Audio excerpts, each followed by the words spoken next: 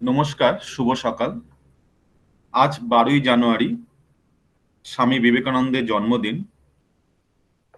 আমরা সকলেই জানি এই দিনটাকে আমরা ন্যাশনাল ইউথ ডে হিসেবে পালন করে থাকি এবং এই দিনটিকে স্মরণে রেখেই বারাসাত সরকারি মহাবিদ্যালয়ের এনএসএস ইউনিট আজকের এই অনুষ্ঠানের আয়োজন করেছে।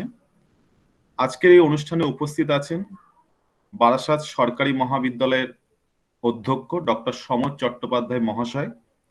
উপস্থিত আছেন আজকের অতিথি তথা মূল বক্তা মাননীয় ডক্টর ইন্দ্রাশিস ব্যানার্জি মহাশয়। উনি বর্তমানে রামকৃষ্ণ মিশন বিদ্যা মন্দিরে রাষ্ট্রবিজ্ঞান বিভাগের প্রধান। নমস্কার। তো আজকে আমরা আমাদের অনুষ্ঠান এগিয়ে নিয়ে যাব। তো এনএসএস প্রোগ্রাম আমরা যখন করি, আমরা এনএসএস সং দিয়েই আমরা এনএসএস প্রোগ্রামটাকে আমরা এগিয়ে নিয়ে যাই।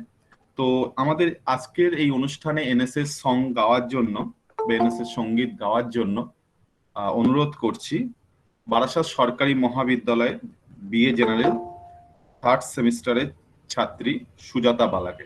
সুজাতা। অনেক অনেক ধন্যবাদ স্যার, আমাকে এই অপরচুনিটি দেওয়ার জন্য। স্যার, আমি সকল গুরুজনদের এবং আমার সহপাঠীদের প্রতি স্নেহ এবং আনুগত্য জানিয়ে আজকে এনএসএস এর জাতীয় সঙ্গীতটি পরিবেশন করতে চলেছি। उठे समाज के लिए, उठे उठे, जगे राष्ट्र के लिए, जगे जगे, स्वयं सजीव सुंदरा सवार दे, स्वयं सजीव सुंदरा सवार दे। हम उठे उठे गजब हमारे संग साथियों, हम बढ़े तो सब बढ़ेंगे अपने आप साथियों। जमीन पे आसमान को उतार दे, जमीन पे आसमान को उतार दे, स्वयं सजीव सुंदरा सवार दे, स्वयं सजीव सुंदरा सवार दे। उदासियों को दूर कर खुशी को बांटते चले, गाँव और शहर की दूरियों को पाटते चले। विज्ञान को प्रचार दे, प्रसार दे, विज्ञान को प्रचार दे, प्रसार दे, स्वयं सजीव सुंदरा सवार दे, स्वयं सजीव सुंदरा सवार दे। समर्थ बाल वृद्ध और नारियां रहे सदा, हरे भरे वनों की शान ओढ़ती रहे धरा। तरक्कियों की एक नई कतार दे, तरक्कियों की एक नई कतार दे, स्वयं सजीव सुंदरा सवार दे, स्वयं सजीव सुंदरा सवार दे। ये जाति धर्म बोलियां बने ना शोर राह की, बढ़ाए बेल प्रेम की अखंडता की चाह की। भावना से ये चमन निखार दे, सद्भावना से ये चमन निखार दे, स्वयं सजीव सुंदरा सवार दे, स्वयं सजीव सुंदरा सवार दे। ধন্যবাদ। ধন্যবাদ সুজাতা। এবার আজকের অনুষ্ঠানের কিনোট অ্যাড্রেস দেওয়ার জন্য আমি অনুরোধ জানাচ্ছি বারাসাত সরকারি মহাবিদ্যালয়ের প্রিন্সিপাল স্যার ডক্টর সমর চট্টোপাধ্যায় মহাশয়। Sir please.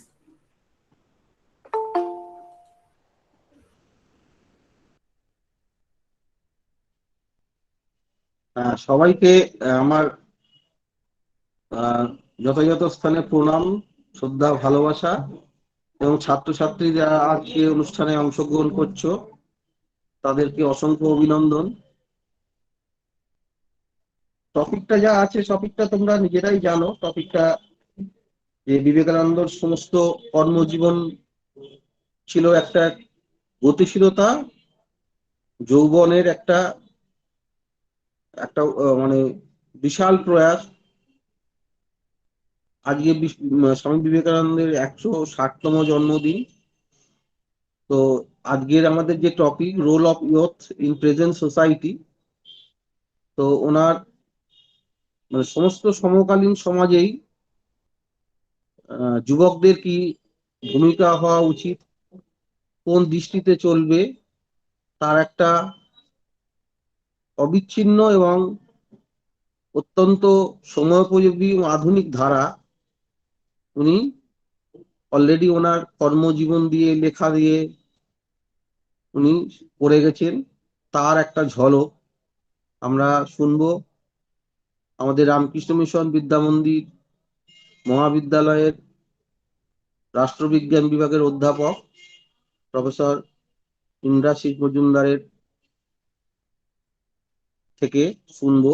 যেহেতু খুবই অল্প সময়, বিবেকানন্দর মতো এত ফাস্ট কর্মজীবন, এত চিন্তা, এত চিন্তার গভীরতা, এবং হ্যাঁ, উনি বড় শিক্ষক, যিনি প্রথমেই বলেছিলেন ওনার, যেটা আমরা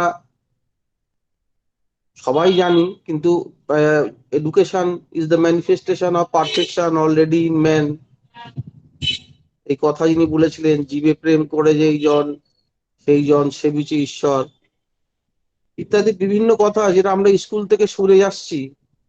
তো আমরা যারা আস্তে আস্তে বয়স হয়ে যাচ্ছে, আমরা জীবনের উপান্তে চলে যাচ্ছি, আমরা বেলা শেষে পৌঁছাতে যাচ্ছি, তারা আস্তে আস্তে আরো অনুভব করছি উনি কি গভীরতায়, কি মর্মস্পর্শিতায় এক একটি কথা বলেছিলেন। সাধারণত কথাটাকে আমরা যখন শুনি তখন যারা যেরকম বুঝি বা বুঝি, কিন্তু বিভিন্ন অনুভবে, বিভিন্ন পদচারণায়, বিভিন্ন অভিঘাতে সেই কথার মানে বয়সের সাথে সাথে, সময়ের সাথে সাথে পরিবর্তিত, আবর্তিত এবং নতুনভাবে অনুভূত হতে থাকে। এটা আমরা রবীন্দ্রনাথের লেখাতেও পড়েছি।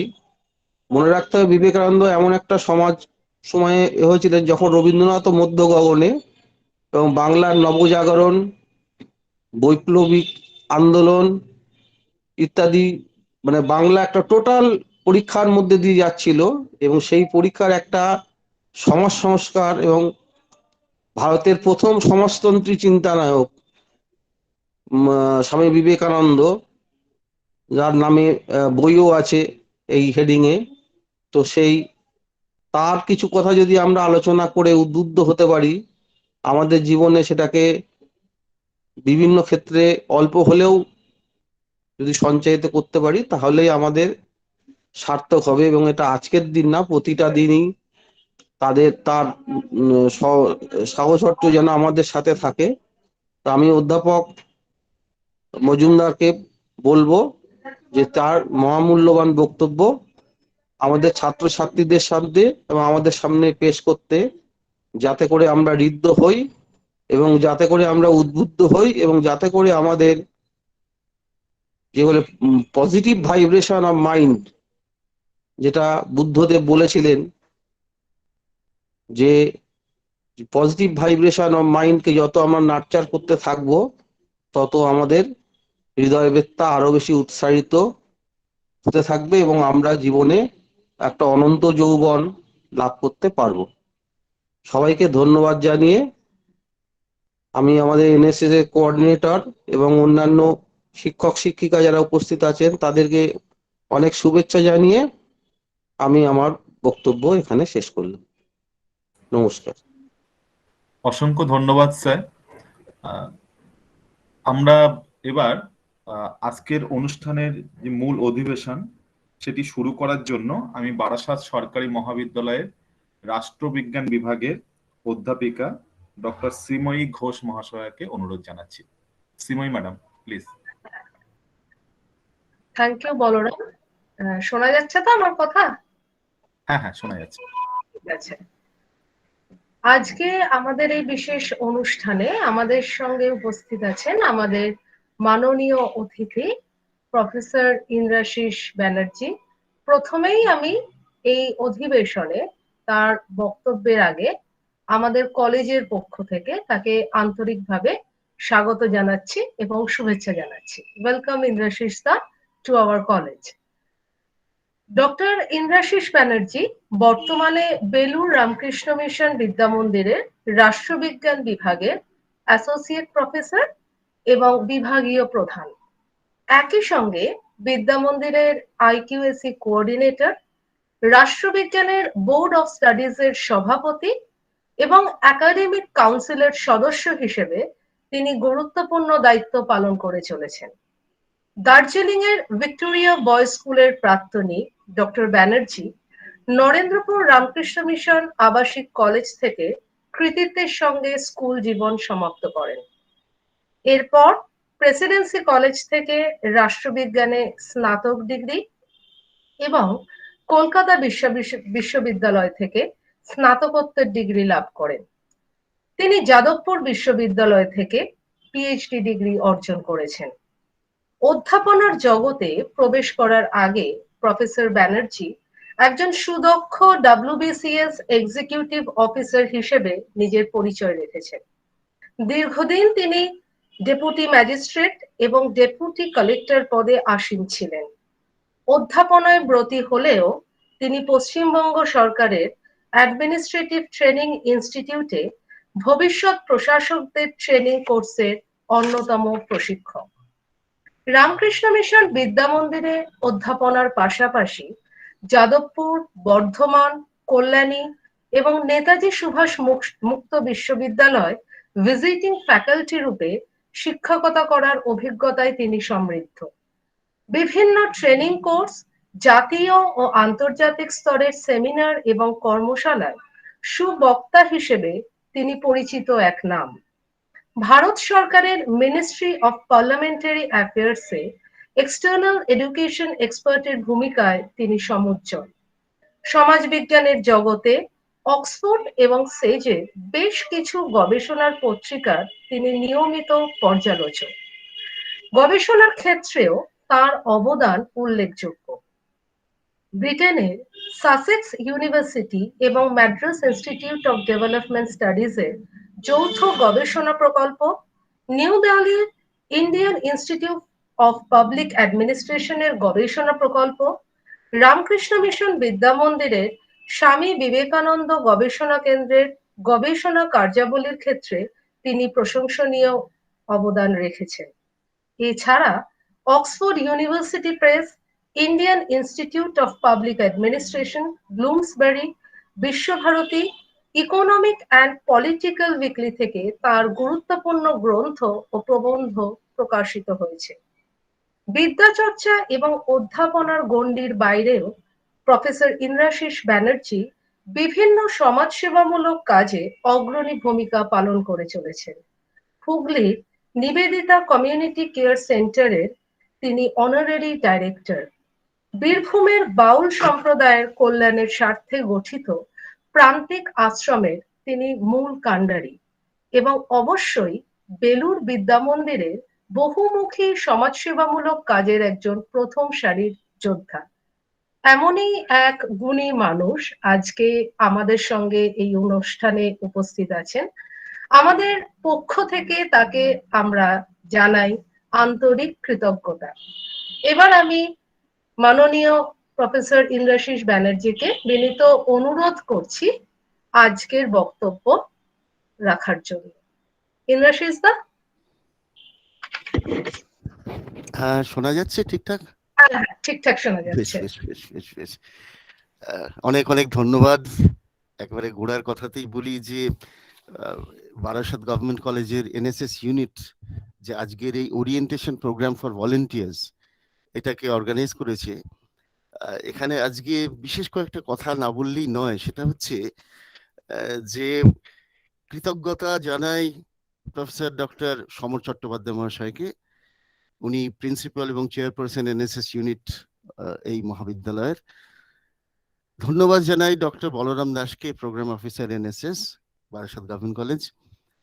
এবং আমার সম্পর্কে এত ভালো ভালো কথা বলার জন্য ডক্টর শ্রীময়ী ঘোষকে অসংখ্য ধন্যবাদ জানাই, যদিও বেশ একটা অস্বস্তিতে ফেলে দিচ্ছিলেন উনি। আমি এখানে কয়েকটা কথা বলে আজকে যে মূল বিষয় তাতে যাচ্ছি, কিন্তু যে একেবারে গোড়ার কথা, যে পজিটিভ ভাইবস এর কথা, যেটা দিয়ে স্যার এক্ষুনি শুরু করেছিলেন, যে কিনোটে স্যার যে বললেন, প্রিন্সিপাল স্যার, যে একটা ভাইব্রেশন যেটা ইতিবাচক। কয়েক বছর আগে আমি তখন নিবেদিতা কমিউনিটি কেয়ারের ডিরেক্টর ছিলাম। এখন আমি ওখানে লাইফ মেম্বার, অ্যাডভাইসারি বোর্ডে আছি। তো রামকৃষ্ণ মিশনের সঙ্গে খুব যুক্ত এই ধনেখালির প্রতিষ্ঠানটি। FCR এ রেগুলেটেড, 1974 সালে ফাউন্ডেড। এখন অনেকেই আমাদের তখন RKM ভেরির ভাইস চ্যান্সেলর প্রভাকর মহারাজ, স্বামী আত্মপ্রিয়ানন্দজি, তো তার কাছে অনেকেই এসে বলছেন যে মহারাজ, যারা আমাদের ওখানের সঙ্গে যুক্ত, রামকৃষ্ণ মিশন বেলুড় মঠের সঙ্গে যুক্ত, যে ইনি আমাদের নতুন ডিরেক্টর হয়েছেন, আপনার এখানে তো আপনি তো ওকে নিয়ে এসেছিলেন, ও যখন বিডিও ছিল আপনার সময়তে এখানে এসে জয়েন করেছিল বিদ্যা মন্দিরে। তা তখন উনি বললেন এর মতো লোক দরকার, আমাদের ভক্ত যথেষ্ট হয়ে গেছে, আমাদের কাজের লোক দরকার। আমি একটু অবাকই হয়েছিলাম যে রামকৃষ্ণ মঠ মিশনে সবাই এসে যেভাবে আনুগত্য প্রদান করেন, সবটা মিলে তাদের পঠন পাঠন অনেক বেশি, অনেক বই পড়েছেন, বই ঘেটেছেন, ওয়েবিনার সেমিনার ইত্যাদির সঙ্গে যুক্ত থেকেছেন, লেখালেখি করেন ইত্যাদি। এদের সংখ্যাটাই এত বেশি হয়ে গেছে যে কাজ করার যে মূল জায়গা, যে কর্মযোগীর কথা স্বামীজি বলেছিলেন, সেই মানুষের সংখ্যা কমে গেছে। এইটা আমার তারপরে মনে হয়েছিল যে ঘটনাটা কিন্তু অনেকটাই সঠিক।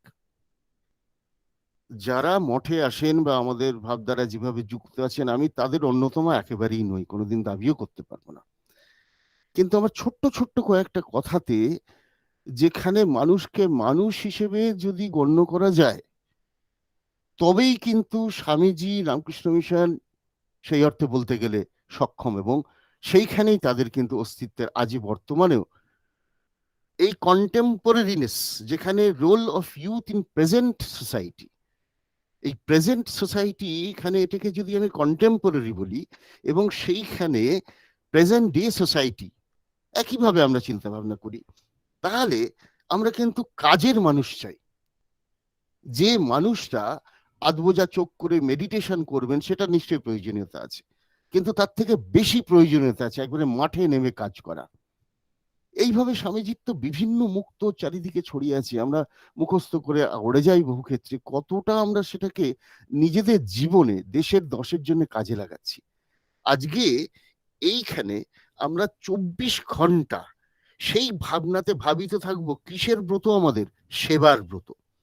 এবং যে কোণারকের যে চক্র, সেই চক্রের যে শব্দগুলো আশপাশটায়, ন্যাশনাল সার্ভিস স্কিম, সার্ভিস, রাষ্ট্রীয় সেবা যোজনা, সেবা মূল কথা, কিন্তু সেবা, যেখানে নীল রংটা বোঝাচ্ছে cosmos, the blue, infinite blue, তার মানে আমার সেখানে কোনো জায়গা আছে কি? নিশ্চয়ই আছে। জগতের আনন্দে যজ্ঞে আমাদের প্রত্যেকের যেমন নিমন্ত্রণ আছে, আমাদের দায়বদ্ধতা আছে। সেখানে যে লাল রংটা, সে উদ্যমের কথা বলছি, সেটা কিন্তু এই উপান্তে চলে আসা মানুষদের, আমাদের থেকে অনেক অনেক বেশি, যাদেরকে আমরা যুবা শক্তি বলছি, এই যুব শক্তির উপর নির্ভর করছে। এবং তার জন্য যে রংটা ওখানে ব্যবহার করা হয়েছে, সেই রংটি অত্যন্ত কিন্তু তাৎপর্যপূর্ণ। রংটি লাল, which connotes energy, life, movement, dynamism। অর্থাৎ মানুষ যে এগিয়ে যাওয়ার প্রতীক হিসেবে লাল রংটা দেখছেন, এটা কিন্তু আমাদের সিগন্যালের লাল রং নয়, যেটা সবকিছু স্তব্ধ করে দেয়, দাঁড় করিয়ে দেবে, বাস, this far and no further, পেরিয়ে গেলে কিন্তু অপরাধ, শাস্তিযোগ্য। এখানে তাহলে নীল, লাল এবং যে শুভ্রতা আছে, আমরা সামগ্রিকভাবে এই 24টা, ওখানে যে 8টা বার আছে NSS এর যেটা সিম্বল, সেখানে 24টা ঘন্টা কিন্তু নিয়োজিত থাকতে হবে। এবং সেখানে মোটোটি এখানে খুব পরিষ্কারভাবে লেখা আছে, নট মি বাট ইউ। 85 সাল থেকে আমাদের সেলিব্রেশন হচ্ছে ন্যাশনাল ইউথ ডে, এবং বর্তমানের আজকের যে থিম 2022, সেটি অত্যন্ত তাৎপর্যপূর্ণ এই জন্য যে আমার মূল বক্তব্য বিষয়টাই সেটা নিয়ে। সেটা কি? ইট is all in the mind. সমস্তটাই আমাদের অন্তরে আছে। এই মানুষের মধ্যে যে অদম্য অসীম উদ্যম শক্তি, সেই লাল রং, সেটা কিন্তু আমাদের প্রত্যেকের মধ্যে আছে। আমাদের এখানে যারা আজকে NSS এর ভলেন্টিয়ার আছে, আজকে যে স্টুডেন্টসরা পার্টিসিপেট করছেন, এছাড়াও বাকি সবাই যারা আছেন, তাদেরকে শ্রদ্ধা, যথাযথ জায়গায় প্রণাম জানিয়ে স্নেহ জানিয়ে আমি এই 2-4টে কথা দিয়ে আমার মূল জায়গাটায় প্রবেশ করব, কিন্তু তার সঙ্গে বলে রাখা প্রয়োজন যে মূল যে লক্ষ্য নিয়ে এনএসএস তার ভূমিকা পালন করে থাকে সেটা কিন্তু ইউথ সেন্ট্রিক একটা এন্ডেভার, অর্থাৎ এই রোল অফ ইউথের ভূমিকা আজকে বর্তমানে দাঁড়িয়ে সেখানে আমাদের মূল জায়গাটা নিজের অন্তর থেকে যে শক্তি সেইটার যদি বিকাশ ঘটাতে পারি, সেই জায়গা থেকে যদি মোটিভেটেড হই, আমরা নিজেদের অন্তরের যে শক্তি আছে, যে কোনো নামে তাকে ডাকা যায়, প্রত্যেকের মধ্যে যে শক্তি আছে এবং সেখানে যে কাজ ভূমিকা এনএসএস এর, তার অন্যতম হচ্ছে জাতীয় ঐক্য, ন্যাশনাল ইন্টিগ্রেশন। এই ভারতীয় হিসেবে আমরা যে প্রত্যেকেই ভারতীয়, এই প্রমাণটা আমাদের নিয়ে আসতে হবে এবং সেইখানেই আমাদের কিন্তু যেমন মূল দায়বদ্ধতা, মূল চ্যালেঞ্জও বটে। এখন আমরা এখানে যদি প্রথম শব্দটা দিয়ে বলি ইউথের ডেফিনিশন কিন্তু বেশ মজার। কাদেরকে বলবো? এনএসএস এর অর্থে সেটা হচ্ছে 11, 12, first, second, third year, PG, first 2, এই 6-7টা বছর নিয়ে আমরা যদি ইউথ বলি। এখানে কেমব্রিজের যে ডিকশনারি, তার ডেফিনিশনে ইউথকে বলছে the state of being young. এখন এটা খুব একটা পরিষ্কার পরিচ্ছন্ন নয় কিন্তু, যে বলে দেবে যে এ হচ্ছে যুবক, এ নয়। সেখানে তার একটা পরিস্থিতি, অবস্থান কি না, একটু আগেও না পরেও না, কিন্তু আগে পরেটা কেমব্রিজ ডিকশনারি ডেফিনিশন অনুযায়ী খুব পরিষ্কার না হলেও এখানে আরেকটা জায়গায় মেরিয়াম ওয়েবস্টার ডিকশনারি ডেফিনিশনে বলছে যে the period between childhood and maturity. এও তো একটা মজার, যে কে কত দিন অবধি চাইল্ডহুড অর্থাৎ শিশুত্ব তার থাকবে এবং তারপর ম্যাচিউরিটি আসবে, তাহলে এটা কি তার বয়ঃসন্ধির কথাটা বলছে, অ্যাডোলেসেন্স? দেখা যাক ইউনাইটেড নেশনস কি বলছে। সেক্রেটারি জেনারেল ইউনাইটেড নেশনস উনি জেনারেল অ্যাসেম্বলিতে বলছেন যে 13 থেকে 21 এই যে ইউথ, সেইখানে যে প্রথম 3টি আমি বলবো ক্যারেক্টার বর্তমানে ডিজিটাল যুগে, অ্যালফাবেট নিশ্চয়ই, not me but you, YOUTH, not me but you, যেমন ব্রতের জায়গা, সেবার জায়গা, it is about you in youth, YOU। প্রথম 3টি ক্যারেক্টার কিন্তু বুঝিয়ে দিচ্ছে যে ইউথের ব্রত কি, you, not me but you. সুতরাং এই ইউথের ডেফিনেশনের জায়গা থেকে আমরা মোটামুটি ভাবে বুঝতে পারছি যে যারা এই ধরনের ব্রতী হতে পারবেন তাদের একটা মোটর ফোর্স কাজ করবে, চালিকা শক্তি, যার ওপর ভর করে, যার ডানা মেলে তারা কিন্তু অপরের জন্য 24টা ঘন্টা দিয়ে দেবে। খুব সহজ কথা নয়। আজকে স্বামীজি বারবার কেন আজকের দিনে ফিরে এসে এসে প্রত্যেকটা মুহূর্তে শুধু আজকের দিন বলে নয় আমাদের উদ্বুদ্ধ করেন কেন? কারণ এই মানুষটা তার 40তম জন্মদিন না দেখে চলে গেলেন। এতটুকু সময়ের মধ্যে যা করেছেন তার 2-1টা শব্দ নিয়েই আজকে আমাদের ঘন্টা দেড়েক সারাদিন এমনি পেরিয়ে যেতে পারে। এবং স্যার, প্রিন্সিপাল স্যার যেটা দিয়ে শুরু করলেন, সেখানে এই মানুষের একটু সামান্য যদি আমরা ধরে নিয়ে এগোতে পারি তবেই কিন্তু তাকে যোগ্য সম্মান দেওয়া হবে। আজকে একটা বক্তৃতা, 2টো ডিবেট, আজকে কিছু ডিভোশনাল গান বাজনা হলো, কিছু বই রিলিজ হলো ইত্যাদি, এই সমস্তের মাধ্যমে যতটা হয় তার থেকে বেশি যদি আমাদের মধ্যে একজন বা কয়েকজন আজকে এটা উপলব্ধি করতে পারেন যে আমাদের দায়িত্বের জায়গাটা উনি বলে গেছেন শুধু আমার সভা সেমিনারের জন্য নয়, তবেই আমাদের সার্থকতা। কিন্তু আজকে ইউনাইটেড নেশনস এর স্ট্যাটিস্টিক্যাল পারপাসে মোটামুটি পরিসংখ্যানগত দিক থেকে তো একটা ভাব আনতে হয় যে এদেরকে আমরা ইউথের মধ্যে ফেলবো, এদের ফেলবো না। এবং 15 থেকে 24 বছর এইটা মোটামুটি ধরে নেওয়া হয় যে এটা হচ্ছে youth, the period of transition, বদল, একটা যে স্টেট আছে সেই থেকে আরেকটা স্টেটে যাওয়া।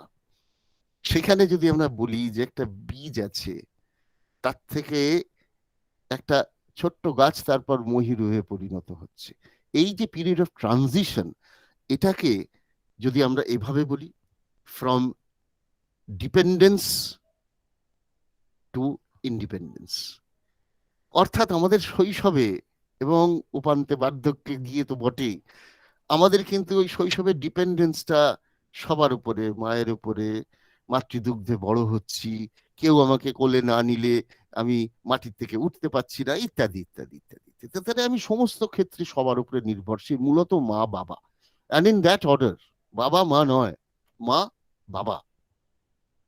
এবং আমার এই ডিপেন্ডেন্সের জায়গাটা যখন চলে যাচ্ছে, তখন আমি হয়ে উঠছি কি independent, independent, from dependence to independence. আমরা সেই ক্ষেত্রে নির্ভরশীল কারোর না কারোর উপরে ছিলাম, এখন আমি কিন্তু থাকছি না, আত্মনির্ভর হয়ে উঠছি। এইটাকে ডেফিনেশনালি যদি আমরা ধরি, সেটা কিন্তু সমস্ত বোঝাবে না, কারণ আমাদের যে ইন্ডিপেন্ডেন্সটা, সেটা সমস্ত সময় আশপাশের ওপর, পরিস্থিতি, পরিমণ্ডল এবং বহু মানুষের উপরে নির্ভরশীল। আজকে যে মানুষটা ইন্ডিপেন্ডেন্ট বলে নিজেকে তুলে ধরছেন, সেই মানুষটা, একটা মনে পড়ে যায় একটা আইনস্টাইনের একটি কথা আছে, আমাদের খুব বড় বড় করে লেখা থাকে বিভিন্ন দেয়ালে, বিভিন্ন জায়গায়, আমাদের প্রিন্সিপাল মহারাজের ঘরেও লেখা আছে, যে প্রতিনিয়ত 100 বার আমি নিজেকে মনে করিয়ে দিই যে আজকে আমার অবস্থানগত জায়গায় আমি যেখানে, আমি যা হয়েছি, যা হতে পেরেছি, তা কিন্তু যারা বেঁচে আছে তাদের প্রত্যেকের অবদান আছে, যারা চলে গেছেন কোনো এক সময় ছিলেন তাদেরও অবদান আছে। 100 times a day I remind myself that what I am today, I'm not quoting, আমি কোট করছি না, ভাবটা তুলে ধরার চেষ্টা করছি, it is because of those persons living and dead for which I am here today and how, এই অবস্থানটা। সুতরাং আমরা যদি এই কথাটা বলি যে আমাদের কিন্তু এই ইন্ডিপেন্ডেন্স শব্দটাও খুবই আপেক্ষিক, অর্থাৎ চাইল্ডহুড টু অ্যাডাল্টহুড আমার অটোনমি আছে টু টেক ডিসিশনস। আমার তাহলে এখানে কি কি বিষয়গুলো উঠে আসবে? তার মানে ইন্ডিপেন্ডেন্স কেন? শিক্ষার মাধ্যমে আমি একটা জায়গায় এসেছি, বিচার বোধ বিবেচনার জায়গায় আমি কর্মরত হতে পারি, অপরের ওপর সেই অর্থে নির্ভরশীল না থেকে আমি চাকরি করতে পারি, ব্যবসা করতে পারি, আমি সক্ষম হতে পারি নিজের উপার্জন নিজে করার। তাহলে এই ইউথ শব্দটাকে আমরা যদি এইভাবে মাথায় রাখি, তাহলে আমরা মোটামুটি ভাবে এই পিরিয়ডটাকে 15 থেকে 24 বছর, এইটাকে আমরা ধরে এগোচ্ছি। ইউনাইটেড নেশনস এর মধ্যেও আমরা দেখলাম যে বেশ কিছু জায়গায় বিভিন্ন রকমের যে international year of the youth 1981 হয়েছিল, সেইখানেও কিন্তু এই ধরনের ডেফিনিশন নিয়ে সামান্য হলেও বিতর্ক হয়েছিল। ইউনাইটেড নেশন সেক্রেটারিয়েট, ইউনেস্কো, আইএলওর ক্ষেত্রে 15 থেকে 24 হলেও ইউনাইটেড নেশনস হ্যাবিটাট যে ইউথ ফান্ড, সেখানে 15 থেকে 32 হচ্ছে ইউথ। ইউনিসেফ, WHO তারা অ্যাডোলেসেন্স 10 থেকে 19 বলছে, আবার ইয়াং পিপল বলছে 10 থেকে 24 এর মধ্যে। ইউথ তাদের কাছে 15 to 24। তাহলে আমরা বিভিন্ন ক্ষেত্রে এর যেমনই ইউজ হোক, বুঝতে পারছি যে ডেফিনেশন অফ ইউথ, এই যে তাকে সংজ্ঞায়িত করার জায়গাটাতে আমাদের কিছু কিছু চ্যালেঞ্জ থেকে যাচ্ছে, এবং এটা নির্ভর করছে পরিস্থিতি, পরিমণ্ডল, যেখানে সেই পরিস্থিতিতে সেখানকার আর্থসামাজিক যে ইস্যু কাঠামো, সেইগুলোর ওপর অনেকটা ভিত্তি করে উঠে আসছে। তো মোটের ওপর 15 থেকে 24 বছরটাই আমরা যদি ধরি, তাহলে আমরা আমাদের এই টপিকটা ইউথটা বুঝতে পারছি, role of youth in present society. এখন এখানে আমরা যদি এই ইউথের মূল কাজটা কি, ইউথের মূল কাজটা যদি বলি, নেশন বিল্ডিং। নেশন বিল্ডিং অর্থাৎ ফোরজিং আ নেশন, ভারতীয় আমরা সকলে, এইটা বোঝানোর জন্যে আমরা যদি নিজেদেরকে মোটামুটি ভাবে ফোর্জ করার কথাতে, অর্থাৎ কিনা একটা জায়গায় নিয়ে এসে সামগ্রিকভাবে আমরা ভারতীয় হিসেবে নিজের পরিচয়ের কথা তুলে ধরতে পারি, তাহলে ভারত কি, কেন, সেই জায়গাটাতে এসে আমরা কি বলছি, এইটা এমনি এখানে যেহেতু আমি রাষ্ট্রবিজ্ঞানের ছাত্র, সংবিধান নিয়ে অনেকটাই আমাদের লেখাপড়া করতে হয়, এবং সেই ক্ষেত্রে সংবিধানের যে প্রথম শব্দ তার প্রস্তাবনায় সেটা হচ্ছে আমরা ভারতের জনগণ, we the people of India. এই উইনেসটা খুব ইম্পর্টেন্ট, এবং সেইখানে আমাদের ভারত সম্পর্কে বলতে হলে আমরা বলতে পারি যে ভারতের আমাদের বিভিন্ন স্ন্যাপশটস যেরকম বলা হয়েছে, আমাদের প্রত্যেকটাই পরিচিতি। এখানে রাম গুহ যেমন বলেছেন অ্যাক্সেস, অর্থাৎ আমাদের কিন্তু মধ্যে বৈচিত্র্য আছে। স্বাভাবিকভাবেই আমরা ছোট থেকে জানি যে এই বৈচিত্র্যগুলো বিভিন্ন ক্ষেত্রে যেভাবে উঠে আসে, সেখানে কেমন, যেখানে উঠে আসছে আমাদের বৈচিত্র্যগুলি, আমাদের ভাষা, বেশভূষা। নীরজ সি চৌধুরী কালচার সম্পর্কে বলতে গিয়ে তিনি বলেছিলেন যে কালচার, এটা ডেফিনিশন করা অত্যন্ত কঠিন। অনেকে আমরা যেভাবে বলে থাকি না যে it is something that makes the savage in man human. এই যে প্রত্যেকের মধ্যে আমাদের যে পশুত্ব লুকিয়ে আছে, তাকে যদি আমরা একটু লালন পালন করে একটু পোষ্য করে তুলতে পারি, হিউম্যান, তবেই কিন্তু সেই স্যাভেজটা কালচারের মাধ্যমে মানুষ হবে। তাহলে এটাকে নীরজ সি চৌধুরী কালচার বুঝতে গিয়ে তিনটে পিলার বা প্যারামিটারের কথা বলছেন। একটা হচ্ছে বেশভূষা, একটা ভাষা, একটা খাদ্যাভ্যাস। এখন কোন একটা মানুষের এই তিনটে দেখলে মোটামুটি ভাবে তার কালচার সম্পর্কে বেশ কিছুটা জানা যাবে বলে উনি বলছেন। সেটা অত্যন্ত কঠিন একটি বিষয়, কারণ এক্সপেরিমেন্ট করতে করতে বাঙালি জায়গায় জায়গায় গেছে এদের খাদ্যাভ্যাস, যদি মাছে ভাতে বাঙালি, তাহলে বাঙালি মানে মাছ খেতেই হবে। সব বাঙালি মাছ খায় বলে আমার জানা নেই অন্তত। কিন্তু যদি বাঙালির ক্ষেত্রে বলা হয় ইম্প্রোভাইজেশন বা এক্সপেরিমেন্টেশন, সব ক্ষেত্রে ইম্প্রোভাইজেশন যে হয় তাও নাও হতে পারে। আমি একবার বেশ কিছু বছর আগে আমরি হসপিটালের পাশে ওখানে একটি দোকানে সিঙ্গাড়া কিনেছিলাম। তখনকার সিঙ্গাড়ার যা দাম ছিল এটা প্রায় ডবল দাম, এবং সেই সিঙ্গাড়াটা বললো চাইনিজ সিঙ্গাড়া। খেয়েছিলাম, দাম দিয়ে খেয়েছিলাম, ভেতরে চাউমিনের ডালা। চীনেরা নিশ্চয়ই কোনোদিন ভাবেওনি যে তাদেরকে এইভাবে ডালা করে বাঙালিরা পুর করে ভক্ষণ করবেন। আমার খেতে একেবারেই ভালো লাগেনি, পয়সাটা জলে গেছে, কিন্তু আমি দেখলাম এটা বাঙালিরাই পারে। অর্থাৎ বেশভূষা বা খাদ্যাভ্যাসের জায়গা থেকে যদি কালচারকে ওইভাবে ডিটারমিনেন্ট হিসেবে এই তিনটে জায়গা ধরি, সেখানেও কিন্তু কিছু গ্রে এরিয়া থেকে যাবে। আমাদের মোটামুটি ভাবে নিজেদের যদি আমরা বোঝাতে চাই যে আমরা কারা, তাহলে শুধু বাঙালিদের মধ্যে এত তারতম্য। দক্ষিণ বাংলা, এমন এমন শব্দ আছে যেটা জেলার থেকে জেলায় ভ্যারি করে। ভারত এত বড় একটি দেশ, সেখানে এত যে বৈচিত্র্য, গাছপালা, পাখি, ফল, ফুল, ভাষা, বুলি, ধর্ম, অঞ্চল, রিজন, রিলিজিয়ন, জেন্ডার অফকোর্স, এত রকম, এই যে এর মধ্যে থেকে আমাদের যে ডাইভার্সিটি, সেখানে উইনেসটা ধরে রাখাটা খুব একটা বড় আমাদের কাছে দায়বদ্ধতা। এবং সেই জায়গাতে আমরা বারবার যে কথাটা বলি যে আমাদের বৈচিত্র্যের মধ্যে আমরা আমাদের কিন্তু যে অভ্যাস, আমাদের যে কৃষ্টিগত দিক থেকে যে ছোট্ট ছোট্ট বিষয়গুলো, সেইগুলো যদি আমরা ধরে রাখি, তারপরেও সামগ্রিকতার নিরিখে ভারতীয় হিসেবে যদি আমরা নিজেদেরকে তুলে ধরতে না পারি, তাহলে স্বামীজি কেন? তাহলে তো কিছুই হলো না। এই যে ন্যাশনাল, এই যে আজকের orientation of NSS volunteers, NSS national, তাহলে এই নেশন, সামগ্রিকতা, weness, we the people of India having solemnly resolved, এখানে আমরা কি করব? আমরা sovereign socialist secular democratic republic, এবং আমাদের সৌহার্দ্যপূর্ণ সম্পর্কের মধ্যে দিয়ে গড়ে তুলব এই ভারতকে, যেখানে আর্টিকেল 1-এ বলবো আমরা, India that is Bharat shall be a union of states. এটা তো রাজনৈতিক সাংবিধানিক একটা বিষয়।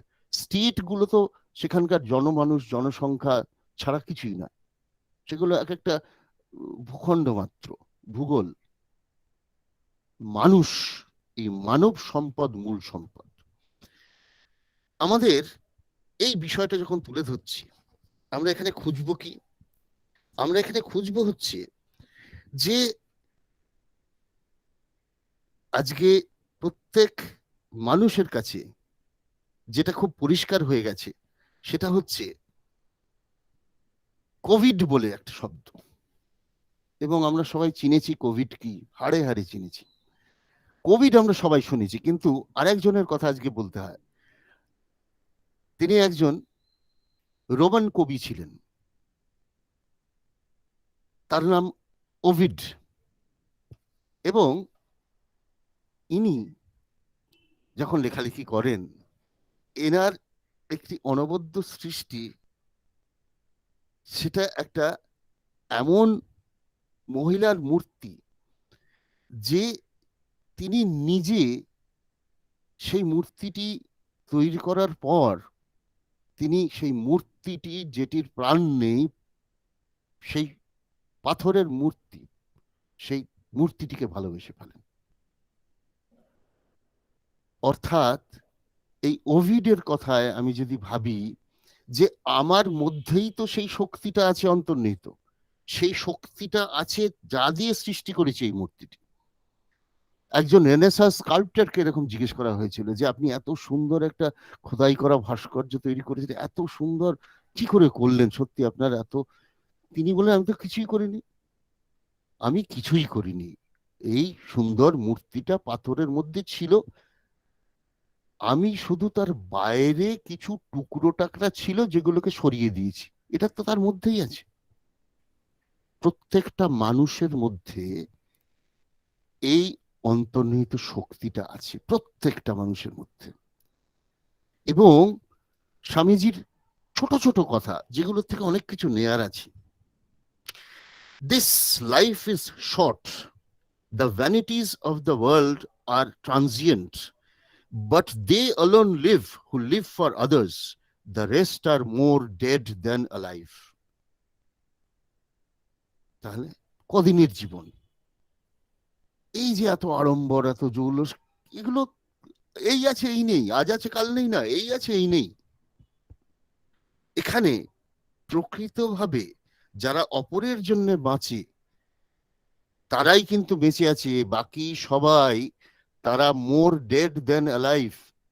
তাহলে স্বামীজির এই কথাগুলোর মধ্যে দিয়ে তার বাণী যদি আমি বলি, সেখানে চলে আসছি নট মি বাট ইউ। এটাতে, এই মন্ত্রতে যদি আমরা বিশ্বাস করি, তাহলে স্বামীজি এখানে সরাসরি এই কথাটা তো বলছেন যে they alone live who live for others, not me but you. ওই যে সেবা 24 ঘন্টার, এবং আমাদের যে it is all in the mind, এই বিশ্বাসটা যদি আমাদের অন্তরে আসে, তবেই কিন্তু আমরা বুঝবো যে আমরা কোথায় এগিয়ে যেতে পারি। আজকে আমাদের প্রত্যেকের মধ্যে যে অন্তর্নিহিত যে শক্তি আছে, প্রত্যেকের মধ্যে আছে, যদি আমরা সেটাকে বিশ্বাস করি, তাহলে আমার মধ্যে যদি থাকে, আরেকজনের মধ্যে যদি থাকে, তাহলে তার সঙ্গে আমার বহু ক্ষেত্রে বহু বিষয় বৈচিত্র্য থাকলেও বিভাজন কিন্তু খুব বেশি হবে না, কারণ তার মধ্যেও আমার মধ্যেও সেই এক স্বামীজি যেরকম বলেন, ঠিক একইভাবে সাঁইজির ভাবনাতেও সিরাজ সাঁই, লালন সাঁই, এনাদের কথাতে কি বলছে যে সেই মানুষটি, মনের মানুষটি, আসল মানুষ, সে আমার মধ্যেও যেমন আছে, তাকে খুঁজে বার করতে হবে। সবার মধ্যে সেই মানুষ আছে। তাহলে একই মানুষ যদি সবার মধ্যে থাকে, তাহলে তো আর কখনো কোনো রকমের সম্পর্কের অবনতি হবে না। অর্থাৎ সোশিয়োলজিক্যালি আমরা বলি না যে 3টি মূল জায়গা ধরে যে সম্পর্ক হয় কেমন সহযোগিতা, যেমন কোঅপারেশন। এরপর হতে পারে কম্পিটিশন, আমাদের মধ্যে একটা রেষারেষি, এবং সেইখান থেকে গিয়ে কনফ্লিক্ট, কোঅপারেশন, এই প্রত্যেকটাই কিন্তু আমাদের এক একটা মানুষের মধ্যে, গোষ্ঠীর মধ্যে, প্রতিষ্ঠানের মধ্যে এগুলো আছে, এগুলোকে অস্বীকার করার তো কিছু নেই। কোঅপারেশন, কম্পিটিশন, কনফ্লিক্ট, সেই ক্ষেত্রে আমাদের প্রত্যেকের মধ্যে তিনি যদি বিরাজ করেন, সে তো আমারই মধ্যে, আমারই ভেতরে আছেন, তাহলে তাকে খুঁজে বার করাটাই আমার কাজ হবে। এইভাবে স্বামীজি আর সাঁইজির মধ্যে তখন কিন্তু আর কোনো ফারাক খুঁজে পাওয়া যাবে না। এবং একটু আগেই যেটা বলে স্যার শুরু করেছিলেন, education is the manifestation of the perfection already in man. সেই যে মূর্তিটার মধ্যে যে একটা সুন্দর একটা ভাস্কর্য লুকিয়ে আছে, সেটা যে কোনো ছোলার মধ্যে আমরা যদি বলি, জাস্ট একটা এইটুকু ছোলাটা এত শক্ত, দাঁতে চিবোতে গেলে কাঁচা ছোলা দাঁত ভেঙে যেতে পারে, এত শক্ত। কিন্তু তাকে যদি ঠিকঠাক একটু জল দেওয়া হয়, একটু আলো বাতাস দেওয়া হয়, তাহলে কি হবে, তার মধ্যে থেকে কিন্তু একটা এরকম সাদা এবং পরে সবুজ একটা অঙ্কুর, এবং তারপর থেকে সেটা একটা গাছ হবে, ফল দেবে। আমাদের প্রত্যেকের মধ্যে যদি এই জায়গায় আমরা ভাবি যে আমাদের সংবিধানের মধ্যে আমাদের এই বড় হয়ে ওঠার, বেড়ে ওঠার, আমার মধ্যে যে অসীম ক্ষমতা আছে, সেই ক্ষমতাটা কিন্তু তখনই সম্ভব বিকশিত হওয়ার, যদি আমার সেই ধরনের পরিমণ্ডল সেই সুযোগ দেয়। আমরা British political scientist Harold J Laski, তার কথায় জেনেছি যে আমাদের কিছু অধিকার সমূহ প্রয়োজন, যেটা সমাজ আমাকে দেবে। They are conditions of social life. Rights are those conditions of social life without which man cannot be at his best. এই যে fullest development of the self, প্রত্যেকের মধ্যে যে শক্তিটা লুকিয়ে আছে, এটার পরিমণ্ডলের উপর নির্ভর করে। সেখানে উনি যেটা রাইটস এর কথা বলছেন, আমাদের একইভাবে তো ছোলার মধ্যে সেটা লুকিয়ে আছে, আমাদের একইভাবে লুকিয়ে আছে ম্যানিফেস্টেশন অফ দ্য পারফেকশন, স্বামীজির কথা অলরেডি ইন ম্যান, সেটা তো আছে আমার মধ্যে, আশপাশটা খালি আমার দরকার। সুতরাং এটা যেভাবে উনি বলছেন লাস্কির কথায়, ম্যানিফেস্টেশনটা আমাদের এখানে, আমরা সংবিধানে যদি পড়ি, আমাদের প্রস্তাবনাতে যে বিষয়গুলো তুলে ধরা হয়েছে, আমাদের তৃতীয় অধ্যায় পার্ট 3 অফ দ্য কনস্টিটিউশন, আমাদের সোল বা কনসিয়েন্স, আমাদের সংবিধানের বিবেক বলা হচ্ছে, আত্মা বা চিত্ত বলা যেতে পারে, যেখানে আমরা কিন্তু এখানে আমাদের যাতে ওই সম্পূর্ণভাবে অন্তরে যা আছে সেটার বিকাশ ঘটে, সেটা কিন্তু পাই আমাদের মৌলিক অধিকারের মাধ্যমে, যেখানে 6টি মৌলিক অধিকারের কথা বলা হয়েছে। এই যে আমাদের শব্দগুলো ব্যবহার করছি আমরা, এটার সবটাই কিন্তু আমরা জানি, নতুন কিচ্ছু শব্দ বলা হয়নি আমাদের এখানে। আমরা যদি স্বামীজির কথা এইভাবে বলি, স্বামীজির ছোট ছোট শব্দে যেখানে বলছেন, তার নিজের বই, আজকে যেমন role of youth in present society, ওনার একটি বই আছে, যেগুলো আমাদের পাঠ্য ছিল একটা সময়, বইটা থাকে আমাদের কাছে, খুব ছোট্টখাট্ট এইটুকুনি বই, 40 টাকা দাম। বইটার নামই হচ্ছে to the youth of India, to the youth of India. এবং সেখানে ভারতকে তিনি বলছেন যে দিস ইজ দ্য, আমি কোট করছি, মোস্ট সেক্রেড, অর্থাৎ পুণ্য। সুতরাং এই মাটিটা, ডিয়ার মাদারল্যান্ড, উনি বলছেন এটি আমার পুণ্যভূমি। সেখানে উনি বলছেন যে the land to which every soul that is wending its way Godward. কি অদ্ভুত শব্দ, গডওয়ার্ড, ঈশ্বরের দিকে এগিয়ে যাচ্ছে, গডওয়ার্ড, ফরওয়ার্ড যেরকম, ব্যাকওয়ার্ড যেরকম, সেরকম Godward. The land to which every soul that is wending its way Godward must come to attend it. এই যে লাস্ট হোমের কথা, যেখানে মানে এখানে তাকে আসতে হবে। এখানে হিউম্যানিটির কথা উনি তুলে ধরে বলছেন যে this movement is towards gentleness, towards generosity, towards purity, towards calmness. Above all, the land of introspection of spirituality. This is Swamiji's vision of India. যেখানে ওনার যে ফার্স্ট পাবলিক স্পিচ হচ্ছে, আমরা শিকাগোর জন্য ওনাকে জানি, কিন্তু যখন কলম্বোতে, শ্রীলঙ্কা বর্তমানে, সেখানে 16ই জানুয়ারি 1897 সালে ওখানে ফ্লোরাল হলে কলম্বোতে উনি এই প্রথম first public speech in the east.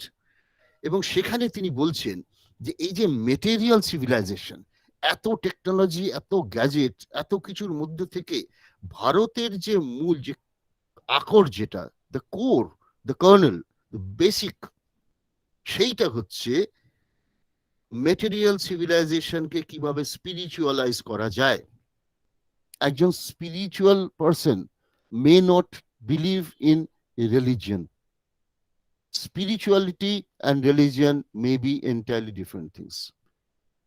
একটা মানুষ সূর্যোদয় দেখে তার মধ্যে একটা অদ্ভুত অনুভূতি জাগে, এবং তার হয়তো মনে হচ্ছে যে সূর্য যেভাবে সমানভাবে প্রত্যেককে আলো দেয়, সূর্য তো কখনো কাউকে ওখানে বৈষম্য করে একে কম দেবো, ওকে বেশি দেবো, যার যখন সময় তাকে কিন্তু সেই আলোটা দেবেই। তাহলে তার যদি সেই দিকে সূর্যোদয় দেখে বোধোদয় হয়, আমারও তাহলে যতটা দেয়ার মানুষকে আমি যদি দিতে পারি, তাহলে কেমন হয়। উনি কিন্তু এখানে সূর্যদেব বলে তাকে পুজো আর্চা করছেন না, কিন্তু উনি এমন কিছুতে বিশ্বাস করছেন যেটা সুপ্রিম ক্রিয়েটর, তার মনের কাছে তার ক্রিয়েটর তার মতো করে প্রত্যেক মানুষের মধ্যে, সেই জন্যে তাদের নিজেদের বোধ বিবেচনার নিরিখে এই ধরনের একজন সুপ্রিম ক্রিয়েটরের সন্ধান থাকতে পারে, আবার নাও থাকতে পারে। অর্থাৎ কিনা যে সমস্ত পুঁথি পাঠ বা যে আচার অনুষ্ঠান ধর্মকে কিভাবে কঠিন একটা ঘেরাটোপে বদ্ধ করে রেখে দিয়েছে, যে তার বাইরে আর যে কিছু থাকতে পারে মানুষজন বুঝেই উঠতে পারছেন না।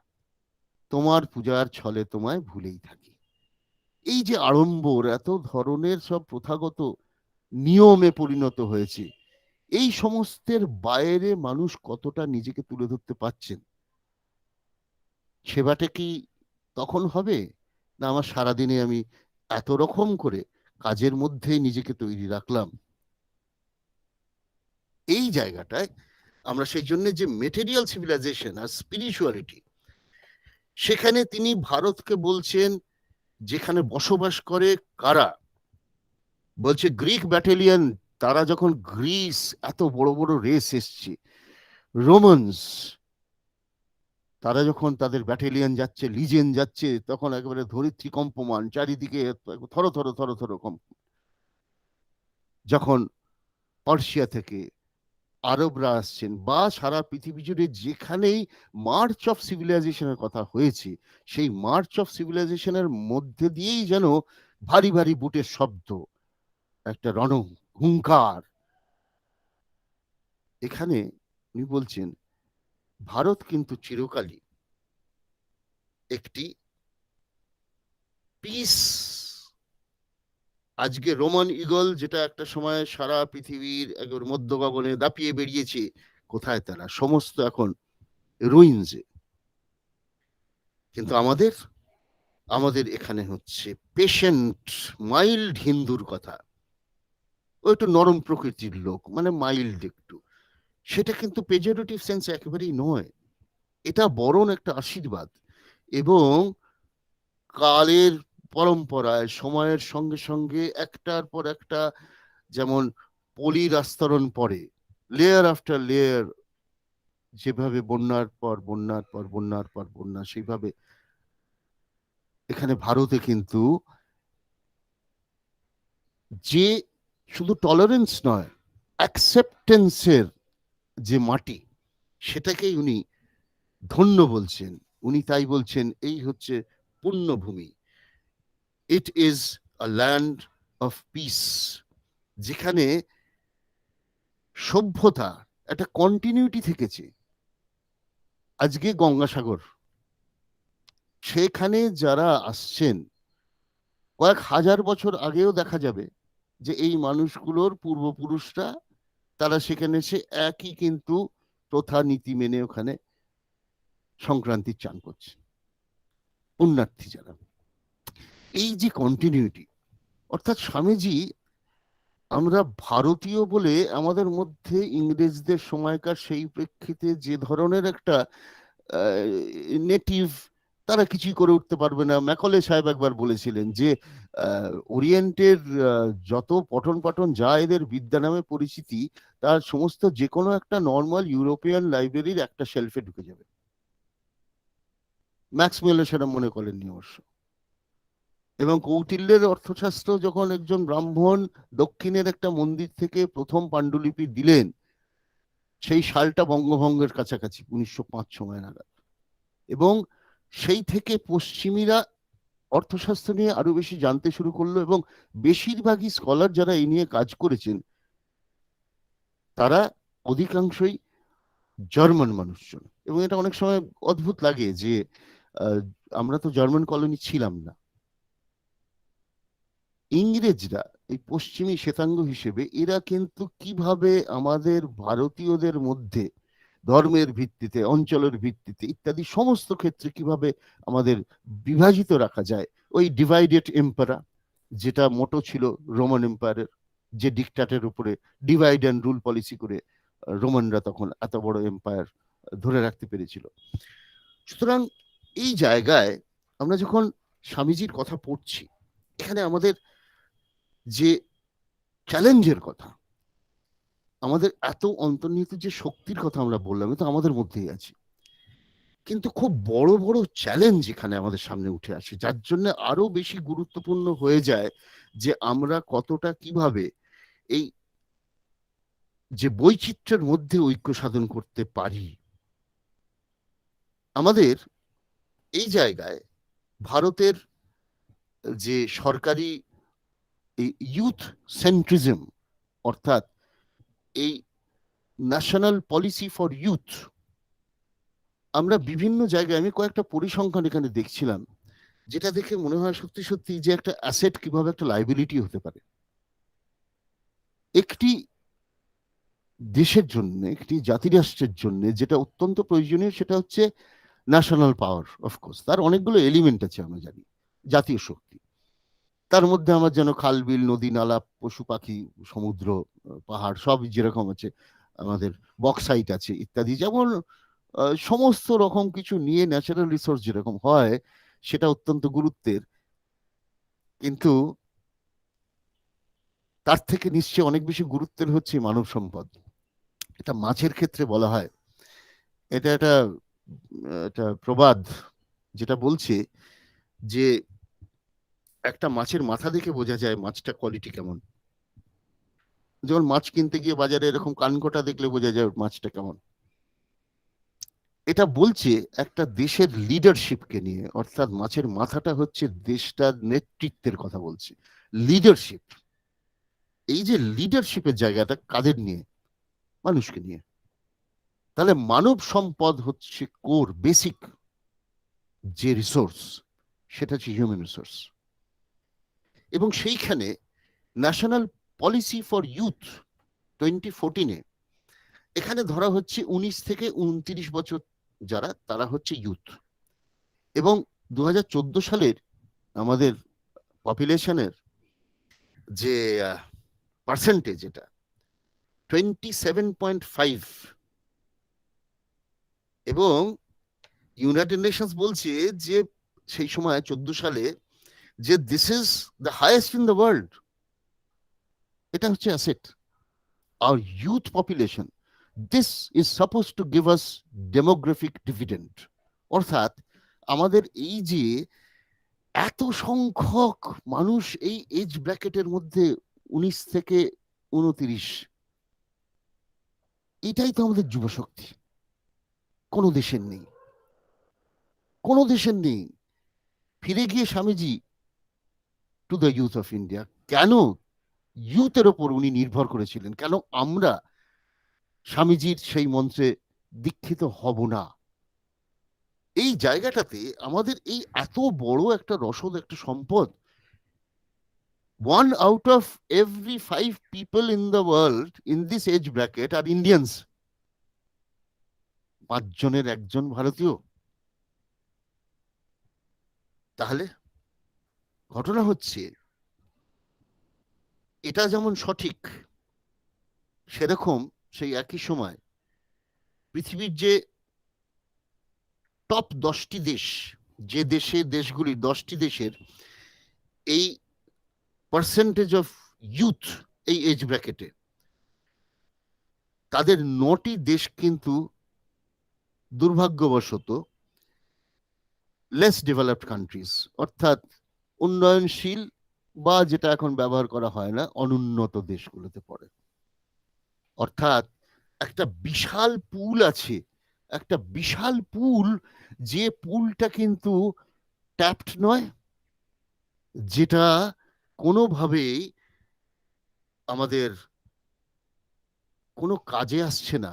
এটা এইভাবে বলতে খুব খুব খুব দুর্ভাগ্যের কথা এবং খুবই কষ্টের কথা, বলতেও ইচ্ছে করে না, কিন্তু এটা বাস্তব যে অগাস্টের 12 তারিখ 2000 থেকে ইন্টারন্যাশনাল ইউথ ডে, যেমন আমাদের আজকে পালিত হয় ন্যাশনাল ইউথ ডে, 2000 সাল থেকে অগাস্টের 12 তারিখ ইন্টারন্যাশনাল ইউথ ডে পালিত হয়। সেইখানে একটা প্যারামিটার, একটা মানে মোটামুটি ভাবে ইন্ডেক্স তৈরি করার ভাবনা হয়েছে, এবং তার মধ্যে থেকে যাদের কথা বলছে তাদের বলছে NEET ব্র্যাকেটে পড়ে। NEET এর সঙ্গে ডাক্তারি পরীক্ষা দেওয়া ইত্যাদি কোনো সম্পর্ক নেই। এর সঙ্গে যেটা আছে সেটা হচ্ছে not in education employment training, NEET, not in education employment training. তার মানে কি? তার মানে এই বেকার বসে থাকা, কোনো কাজের নয়, ওই করে করেই তো তুই বাপের হোটেলে খাচ্ছিস আর ঘুরে বেড়াচ্ছিস, এই যে সেকশনটা, এই সেকশনটা শিক্ষা পায়নি, তাদের অর্থসংস্থান জায়গা নেই, কোনো রকমের তাদের কারিগরি শিক্ষা নেই, কোনো রকমের তারা ট্রেনিং পায়নি। সুতরাং not in education employment training, এরা কারা? এরা মার্জিনালাইজড। সুতরাং সমাজে এদের জায়গা সরাসরিভাবে সেই জায়গায় হবে না, অবস্থানগত দিক থেকে তারা ডিক্লাইন করবে, নিচের দিকে নেমে যাবে, সোশ্যাল ল্যাডার যেটা, সেখানে অর্থনীতির জায়গায় তাদের কোনো জায়গা নেই। রাজনীতিতে তারা তখন কি করবে? তারা ভাসবে বিভিন্ন দেশে, বিভিন্ন জায়গায় তাদেরকে দিয়ে কাজ করিয়ে নেবে, যাদের হাতে ক্ষমতা আছে তারা। ইলেকশনের আগে তাদের ভীষণ রকমের ডিমান্ড হবে, তারা তো ফ্লোটিং। ডিপ্রেশন হবে এই বাচ্চাগুলোর। এই ইউথ যদি আইডল থাকে, তার মানে লেবার ইজ আনইউটিলাইজড, আইডল ইউথ। সেখানে ডিপ্রেশন হবে, ক্রাইম রেট বাড়বে, ড্রাগ অ্যাবিউজ হবে, সব কিছু এর সঙ্গে যুক্ত। তাহলে যদি তাদেরকে আমি প্রপারলি এডুকেশন এমপ্লয়মেন্ট ট্রেনিং না দিতে পারি, তাহলে রাষ্ট্র হিসেবে, যে কোনো রাষ্ট্রের পক্ষে এটা অবশ্যই একটি লায়াবিলিটি। অর্থাৎ যেখানে পার্সেন্টেজ অফ দ্য পপুলেশনে অলমোস্ট ওয়ান থার্ড, আজকে NSS ডেটাতেই বলছে যে ভারতে some 34% belong to this age bracket. অথচ আমাদের যে NEET, not in education employment training, সেইটার জন্য আমাদের কিন্তু ভীষণ রকমের একটা ভালনারেবল জায়গায় ফেলে দিয়েছে। আমাদের ইন্টারন্যাশনাল ইউথ ডে 2020-তে থিম ছিল youth engagement for global action, channelising youth power for nation building, যেগুলো নিয়ে আমরা আলোচনা করছি। দেশকে, দেশের ভবিষ্যৎ, দেশকে এগিয়ে নিয়ে যেতে হবে। এরা রোজগার করছে না, এরা কোনো রকম কাজ করছে না, কোনো অভিজ্ঞতাও পাচ্ছে না, সুতরাং কোনো স্কিল ডেভেলপমেন্টও হচ্ছে না, কোনো ট্রেনিং নেই। তাহলে এই যে লেবার ফোর্সে এদের এই যে পরিস্থিতিটা, এটা কিন্তু ভয়াবহ পরিস্থিতি। এটা খুব ডিস্টার্বিং একটা বিষয়, যেখানে 20% অফ দ্য ইউথ গ্লোবালি তাদের এই নিটের মধ্যে, এই ব্র্যাকেটে ফেলা হয়, যাদের মধ্যে কিন্তু 13% মেন, 30% উইমেন। তাহলে মেন উইমেন রেশিওটা 13:13, 13% of men and 30% of women, they fall within this. Totally এটা হচ্ছে 20% এর উপরে পড়ে যায়। তাহলে এই নিট এটা একটা অ্যাফ্লিকশন। এইটা কিন্তু যে আমাদের বডি পলিটিক, অর্থনীতি, সোশ্যাল যে আমাদের স্ট্রাকচার, সমস্ত ক্ষেত্রে কিন্তু এই জায়গাটায় আমাদের কিন্তু ফিরে ফিরে ফিরে ফিরে আসতে হচ্ছে যে এটা তখন লাইবিলিটি হয়ে যাচ্ছে।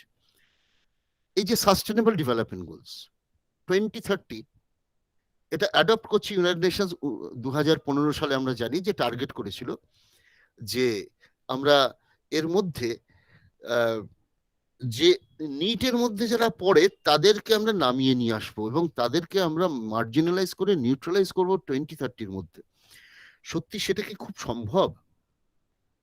সেটা কি খুব সহজ কথা, যেখানে আমরা সারা পৃথিবী জুড়ে এই কন্টিনিউয়াস ডিক্লাইন দেখছি যে লেবার ফোর্সে?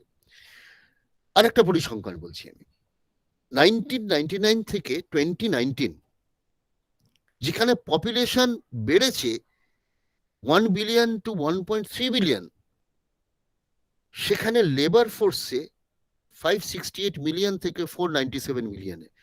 সংখ্যাগুলো যে কোনো জায়গাতে যেখানে স্ট্যান্ডার্ড ডেটা আমাদের স্ট্যাটিস্টিক্যাল সব জায়গাতে এগুলো সেকেন্ডারি ডেটা থেকে, এটা আমার মন গড়া বা আমার ভেবে নেওয়া কিচ্ছু না, হার্ড রিয়ালিটি থেকে আমি পড়ে শোনালাম। এখানে বিষয়টার কিচ্ছু না, বিষয়টা হচ্ছে এই ইউথ যারা আমাদের পোটেনশিয়াল, যাদের মধ্যে থেকে আমরা এটা পেতে পারি। কারণ একটি জাতি রাষ্ট্রের, একটি দেশের মূল সম্পদ, জাতীয় সম্পদ হচ্ছে তার মানব সম্পদ। সেইখান থেকে উঠে আসবে লিডারশিপ। মাছের ঘটনাটা বললাম, সেই তাদের মধ্যে থেকে আমি ফেভারেবল দেখছি 30%-এর উপরে হচ্ছে ইয়াং। তারা কি করছে? তারা বসে আছে, তারা প্রায় কিছুই করছে না, তাদের নিট হয়েছে, তারা সেই ক্যাটাগরিতে পড়ছে। এডুকেশন, এমপ্লয়মেন্ট, ট্রেনিং, স্কিল কিচ্ছু নেই। কি করবে? ডিপ্রেশনে পড়বে, ক্রিমিনাল হয়ে যাবে, ড্রাগ অ্যাবিউজ হবে। তাহলে সমাজে সামগ্রিকভাবে একেবারে মানচিত্রটা যেটা হতে পারত সেটা উলট পালট হয়ে যাচ্ছে। এবং সেইখানে এই পরিসংখ্যানের দিকে যেগুলো আমরা আইডিয়ালস হিসেবে নিয়েছি, সেখানে খুব পরিষ্কারভাবে যেখানে এই জনসংখ্যাটা এদের মধ্যে পার্সেন্টেজটা বেড়ে চলেছে, যেটা অ্যাসেট হওয়ার কথা ছিল, যেটাকে বলছিলাম যে ডেমোগ্রাফিক ডিভিডেন্ড, যেটা আমার অ্যাসেট হতে পারতো সেটা আমার লাইবিলিটি হয়ে যাচ্ছে। আমি সামলাবো কি করে? আমি সামলাবোটা কি করে? এই জায়গায় এদের উপরে ভরসা করে আমার জাতি রাষ্ট্রকে এগিয়ে নিয়ে যেতে হবে। এই ফোকাসের জায়গাটাই ঘুরে ফিরে বারবার করে ওই জন্য স্বামীজি আসছেন। এবং যখন আমরা সেই স্বামীজিকে নিয়ে আসছি বারবার, সেখানে নেশন বিল্ডিংটা অত্যন্ত গুরুত্বের জায়গা। এবং টু দ্য ইউথ অফ ইন্ডিয়াতে উনি এই পিসের জায়গাতে গড়ে তোলার কথা বলছে, ওই বুটের মাধ্যমে নয়, সামগ্রিকতার মাধ্যমে। এখানে ইনক্লুসিভিটির কথা আসছে, যেখানে কোনো একটা সম্প্রদায় এগিয়ে গেল, কোনো একটা সেক্ট এগিয়ে গেল, কোনো একটা মানুষের পরিবার বিরাটভাবে একটা জায়গায় পৌঁছে গেল। আজকে এই ভারতে সেই ভারতবাসী বাস করে যে ভারতবাসী তার স্ত্রীকে ভালোবাসেন বলে সেটা তার স্ত্রীর জন্মদিনে একটি জেট উড়োজাহাজ গিফট করেন। সেই ভারতে বাস করে 93%-এর ওপর মানুষজন যারা ইনফর্মাল ক্যাটাগরিতে কোনো না কোনো রোজগার করছে। আমি তো প্রিভিলেজড লোক, আমার মাস গেলে মাইনেটা ঢুকে যায় ট্রেজারি থ্রু দিয়ে, আমি পেনশন পাবো, আমি প্রিভিলেজড। আমি কিন্তু ওই 7%-এর মধ্যে পড়ি। বর্তমানে আমরা এই যে ওয়েবিনার করছি, আমার আগে একবার সৌভাগ্য হয়েছিল যে আমি এই প্রতিষ্ঠানে গিয়েছিলাম বেশ কয়েক বছর আগে, তখন হিউম্যান রাইটস এর উপরে আমাকে আমন্ত্রণ জানানো হয়েছিল ওখানে বলার জন্য। এবং প্রথমে যখন আমাকে বলা হয় আমি তো খুবই আনন্দ পাই, এবং তারপরে আমি তখন জানলাম যে আমি আর আরেকজন আসছেন, এবং তার নাম শুনে আমি বলছি আমি যাব না, আমার সে স্পর্ধা নেই, আমি আমি আর বলতেই পারবো না স্যারের সামনে গিয়ে কিছু। তিনি হচ্ছেন জাস্টিস চিত্ততোষ মুখোপাধ্যায়। এবং তারপরে স্যার যখন এলেন, আমি ওনাকে গিয়ে প্রণাম করলাম, তারপরে স্যারকে বললাম যে স্যার খুব ভয় করছে। বলছি কিসের ভয় করছে? আমি বললাম এরকম এরকম ব্যাপার। তো উনি আমাকে অভয় দিলেন, এবং তারপর ওনার কাছ থেকে সাহস পেয়ে কিছু বলেছিলাম। এবং সেটা ওই বারাসাত মহাবিদ্যালয়ের একতলার একটা হল, একটা খুব বড় একটা মঞ্চ ছিল, কংক্রিট মঞ্চ, এতটা আমার বেশ ভালো মনে আছে। এবং যেভাবে এত আতিথেয়তা বলবো না, আত্মীয়তার মধ্যে দিয়ে এত সুন্দরভাবে সারাটা দিন ওরা আমাকে নিয়ে রেখেছিলেন মাথায় করে। সত্যি স্টুডেন্টসরা যেরকম, প্রশাসনে যারা ছিলেন, রাষ্ট্রবিজ্ঞান বিভাগের পক্ষ থেকে সবাই, খুবই ভালো লেগেছিল। খুবই আনন্দের সঙ্গে আমি আজকে রেমিনিস করি আর কি সেই দিনটা। তো going back to human rights, আজকে হিউম্যান রাইটস উইক, সেই জন্য আমি ওখানে আমন্ত্রণ পেয়েছিলাম। এবং 10th December human rights day, human rights week হচ্ছে ওই সপ্তাহটা। আজকে যদি আমরা এইভাবে ভাবি যে যুবশক্তিকে যদি এই অবস্থা থাকতে হয়, তাহলে this is also a violation of the basic and human rights of individuals.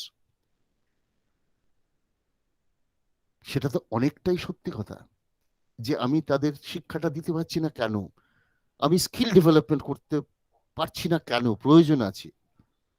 আজকে যখন আমরা আত্মনির্ভর ভারতের কথা বলছি, আজকে যখন 100 দিনের কাজের কথা, এমজি নরেগার কথা বলছি, আজকে এটা কিন্তু সাংবিধানিকভাবে একটা স্বীকৃতি যে আমরা যেটা নির্দেশমূলক নীতির জায়গায় ছিল, ডিরেক্টিভ প্রিন্সিপালস, আজকে স্বায়ত্তশাসনের কথায় যখন বলছি, সেগুলো সমস্তই কিন্তু এখন বলবৎযোগ্য।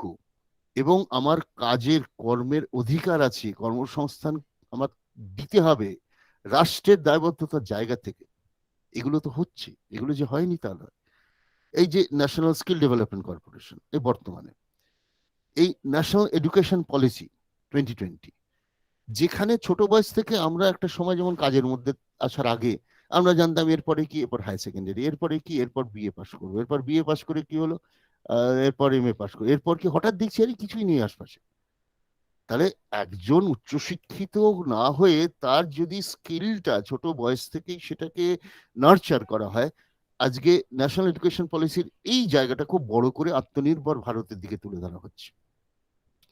আজকে AK সিরিজের AK-47, AK-56 এইসব অ্যাসল্ট রাইফেল, অটোমাটভ কালাশনিকভ রাশিয়াতে হতো, সরি সোভিয়েত রাশিয়াতে হতো, পরবর্তীকালে বুলগেরিয়া, চায়না, সব জায়গাতে হয়। ভারত যেটা মেক ইন ইন্ডিয়া করেছে সেটা AK-203। এবং এইভাবে যদি আমরা নিজেরা নিজেদের সমস্ত প্রোডাকশনের দিকে যেতে পারি, তবে আমাদের সার্ভিস সেক্টর নয়, যে primary sector, secondary sector, tertiary সেক্টরে, ওই সার্ভিস সেক্টরের জায়গায় কেবল নয়, আমাদের কিন্তু ম্যানুফ্যাকচারিং সেক্টরটা আরো বেশি শক্তিশালী হওয়ার প্রয়োজন আছে। তবেই আমাদের ছেলেগুলো চাকরি পাবে, কাজ পাবে, রোজগার করতে পারবে। সুতরাং এই শেডস গুলো, এই ওপিনিয়ন গুলো আমরা দেওয়ার কথা বলছি, এবং তবেই কিন্তু সঠিকভাবে আমরা এগিয়ে যেতে পারবো।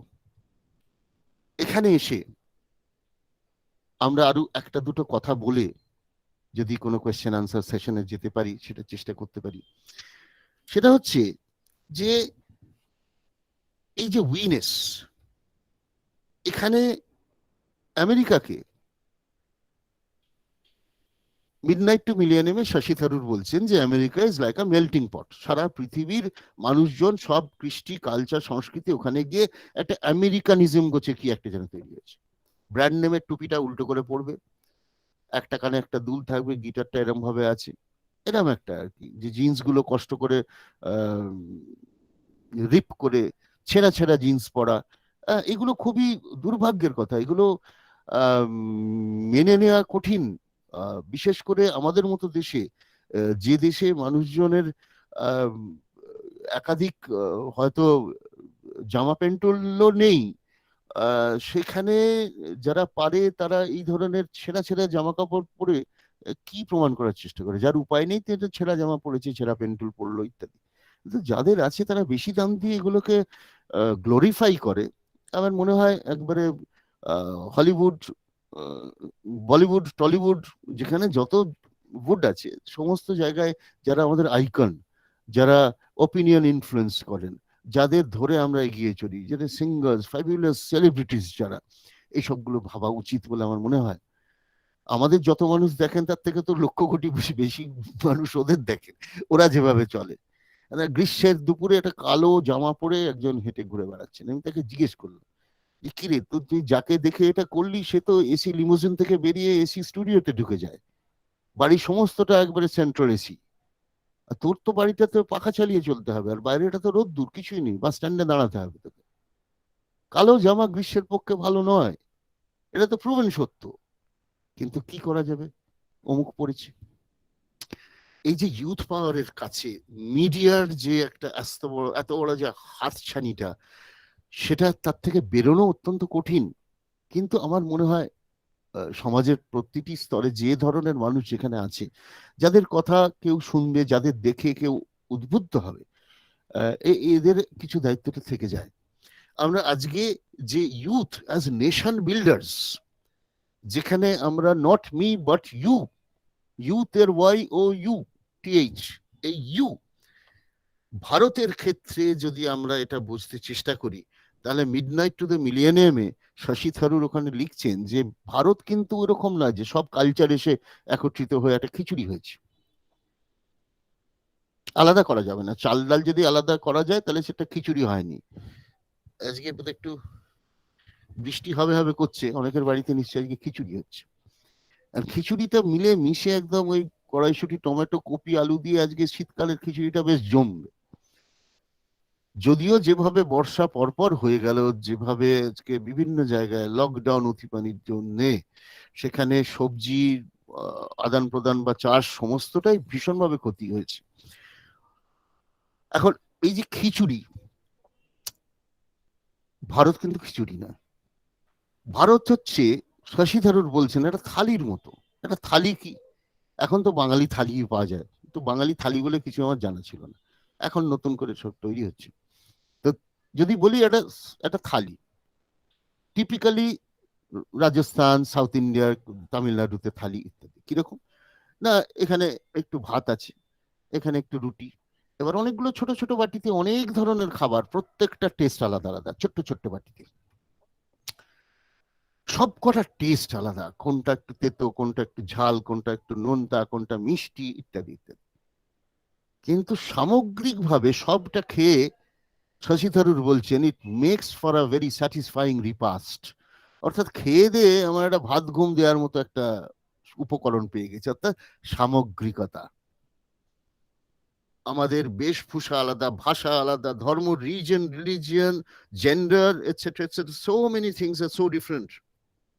এত বড় দেশ, বৈচিত্র্য তো থাকবে, কিন্তু তারপরেও এই বৈচিত্র্যটাকে সেলিব্রেট করে, এটাকে রেখে ওই থালিটার মতো একটা composite fabric, which is we the people of India, এই ভারতীয়ত্বটা নিয়েই আমাদের চলতে হবে, এবং এটাই হবে plural India, India for everybody, inclusive, সবাইকে অন্তর্ভুক্ত করেই তবেই আমরা লাইফ উইথ ডিগনিটি, সাস্টেনেবল এগিয়ে নিয়ে যাওয়ার কথা ভাবতে পারবো। সুতরাং আমরা যদি এই সমস্তটা নিয়ে এখন ভাবি স্বামীজির কথায়, যে তাহলে কি দাঁড়ালো?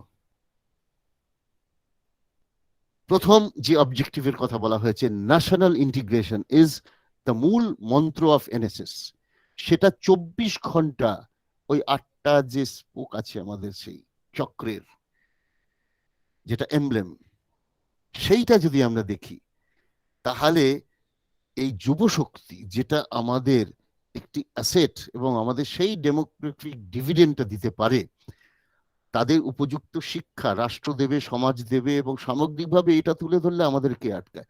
আমাদের প্রত্যেকের মধ্যেই তো দেখেছি সেই অসীম শক্তি আছে, সেই যে সুপ্ত শক্তি, potential, that is already there within us. এবং এখানে ভারতের, আমাদের সংস্কৃত বা বাংলায়, হিন্দিতে যে শব্দটা ব্যবহার করি, এইটা কিন্তু অত্যন্ত ইতিবাচক শব্দ, সেটা হচ্ছে বিকাশ। যেন সূর্যোদয় হচ্ছে, সূর্যের আলো অকৃপণ ভাবে সবার কাছে যেমন ছড়িয়ে দিচ্ছে সূর্যি মামা, ঠিক সেইভাবে আমাদের বিকাশ শব্দটা আমরা বুঝতে পারি একটা শব্দের ব্যবহারে। কিন্তু পশ্চিমী ভাবনায় আমরা যদি ডেভেলপমেন্ট বুঝি, আমাদের আর একটা সঙ্গে বোঝাতে হয়। কিভাবে বোঝাতে পারি আমরা? বিকাশ বলতেই একটা উচ্ছ্বাস, উদ্যম, উদ্দীপনা, যুব শক্তির মতন। আর পশ্চিমী আমরা ভাবি টু ডেভেলপ মানে অনভেলপের উল্টো, এটা হচ্ছে আচ্ছাদিত, এটা বিকশিত। আমাদের বিকাশ শব্দটাতে কিন্তু সেসব কিছু নেই। স্ট্যান্ড অ্যালোন বাই ইটসেলফ এমন একটা শব্দ, যে শব্দটা আমাদের কিন্তু এখানে উচ্ছ্বাস, উদ্যম, ওই যে লাল রংটা যেটা আমাদের এমব্লেমের, সেইটা এনার্জিটা, লাইফ ফোর্স, মোটর ফোর্স, সেইটা বোঝায়। আজকে সবাইকে ধন্যবাদ জানাই নিজের মতো করে কিছু কথা তুলে ধরার জন্য। সামগ্রিকভাবে স্বামীজির কথায় যদি আমরা ভাবি, সাইজির কথাতেও তাই একই ভাবি, যে সবই ভেতরে আছে, খালি খুঁজে নিতে হবে।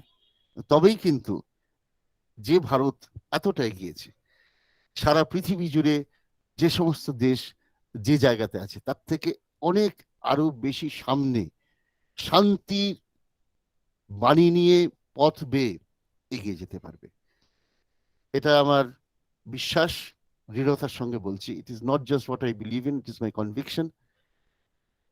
আবার বারাসাত গভর্নমেন্ট কলেজের এই আজকের যে প্রোগ্রাম, ওরিয়েন্টেশন প্রোগ্রাম যেটা ইনিশিয়েট করেছেন ফর এনএসএস ভলেন্টিয়ার্স, বিশেষ করে যদি ভলেন্টিয়ারদের কোনো জায়গায় ভালো লাগে, কোনো জায়গায় মনে হয় যে কিছু ইতিবাচক আমার কথাবার্তার মধ্যে দিয়ে পেয়েছো, তাহলে আমি বুঝবো যে আমার কথা সার্থক। আবার ধন্যবাদ জানাই আয়োজকদের। ধন্যবাদ স্যার, নমস্কার। অসংখ্য ধন্যবাদ ইন্দ্রাশিস বাবুকে। মানে শুধু যে ছাত্রছাত্রী বা এনএসএস ভলেন্টিয়াররাই যে সমৃদ্ধ হয়েছে তা নয়, মানে আমরা যারা আছি আমরাও দারুণভাবে সমৃদ্ধ হলাম।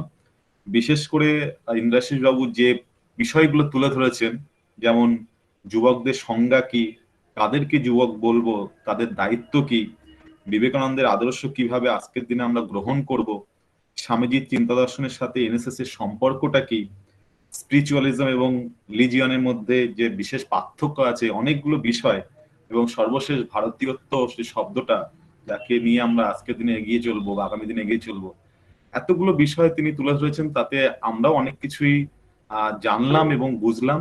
অসংখ্য ধন্যবাদ ইন্দ্রাশিস বাবুকে। আমরা ভলেন্টিয়ার্সদের কাছে প্রশ্ন জানাচ্ছি, যদি কোনো প্রশ্ন থাকে তোমরা অবশ্যই করতে পারো। কারো কোনো প্রশ্ন আছে?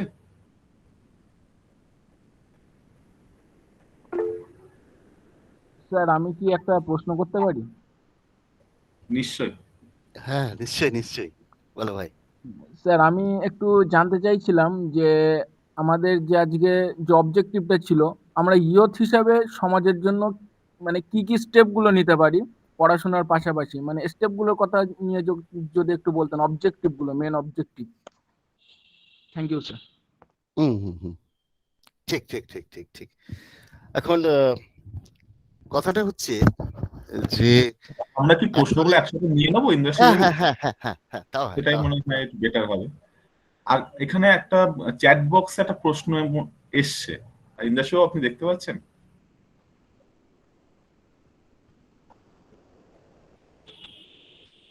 প্রশ্নটা হচ্ছে, যেখানে বলা হচ্ছে যে ইয়াং জেনারেশন আগামীর মূল সম্পদ এবং তারাই ভবিষ্যৎকে সুদৃঢ় করবে, তবে সেক্ষেত্রে রাজনৈতিক ক্ষেত্রে এই যুব শক্তিকে নেতৃত্ব প্রদানে তুলনামূলকভাবে কম দেখা যায়, এর কি কোনো বিশেষ কারণ আছে?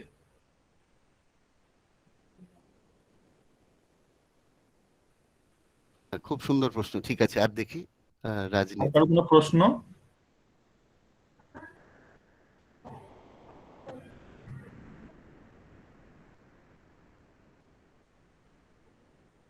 মনে হচ্ছে আর একটা প্রশ্ন কি এসছে দেখছি।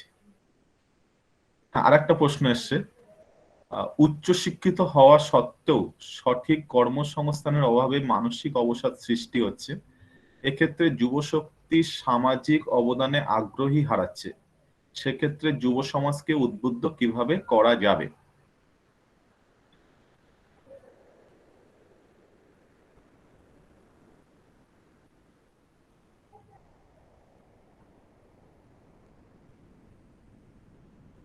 ইন্দ্রাশিস বাবু আপনি অ্যান্সার দিন, মানে মনে হচ্ছে আর কেউ হয়তো প্রশ্ন করবেন। আচ্ছা আচ্ছা আচ্ছা আচ্ছা আচ্ছা, এখন এটা একটু আলোচনার মাধ্যমেই যেতে হবে।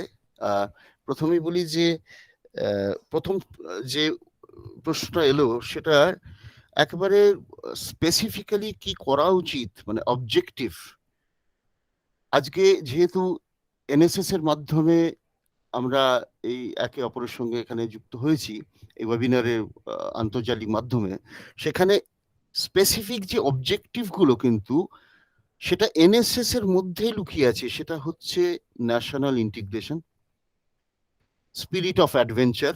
মানে এনএসএস এর যে ওয়েবসাইটে অনুযায়ী সেখানে এই national integration, unity and integrity of the nation, সেখানে স্পিরিট অফ অ্যাডভেঞ্চার, এই যে ক্যাম্প হয় ইত্যাদি, লিডারশিপ কোয়ালিটি, এই শব্দগুলো ওখানে তুলে ধরা আছে, কিন্তু এগুলো খুব ব্রড। এখন আমার মনে হয় যদি খুব স্পেসিফাই করে করে এই বিষয়গুলো ধরতে হয় যে ঠিক কি কিভাবে আজকে যাবে, তার সঙ্গে সঙ্গে কিন্তু এই বাকি দুটো প্রশ্ন চলে আসবে। সেটা হচ্ছে যে রাজনৈতিক ক্ষেত্রে ঠিকই তো, রাজনৈতিক ক্ষেত্রে যদি আমি ভাবি লিডারশিপ রোলটা দিতে হয়, যে তাহলে সেখানে রাজনৈতিক দলগুলো যাদের উপর ভরসা করে সেখানে বয়সটা এমন একটা জায়গা, যে জায়গায় যাদের অভিজ্ঞতাটা বেশি, সেই অভিজ্ঞতার নিরিখে যাদের অনেক বছর কেটেছে এই রাজনীতির ক্ষেত্রে, তাদেরকে গুরুত্ব বেশি দেওয়া হয়। তারাই মোটামুটি থাকেন বিভিন্ন পোস্টে। এখন সেই ক্ষেত্রে প্রত্যেকটা রাজনৈতিক দলের তো নিজস্ব নিজস্ব ইউথ উইং আছে, যুব উইং, এবং সেইখানে যারা থাকেন তারা কিন্তু জেনারেলি ওই ইউথদের মধ্যে থেকে উঠে আসে। এইটা আমার ইন জেনারেল মনে হয়। কিন্তু একটুখানি অন্য ইয়েতে গিয়ে বলি যে একবার কে বেশ বলেছিলেন যে what is the retirement age for politicians.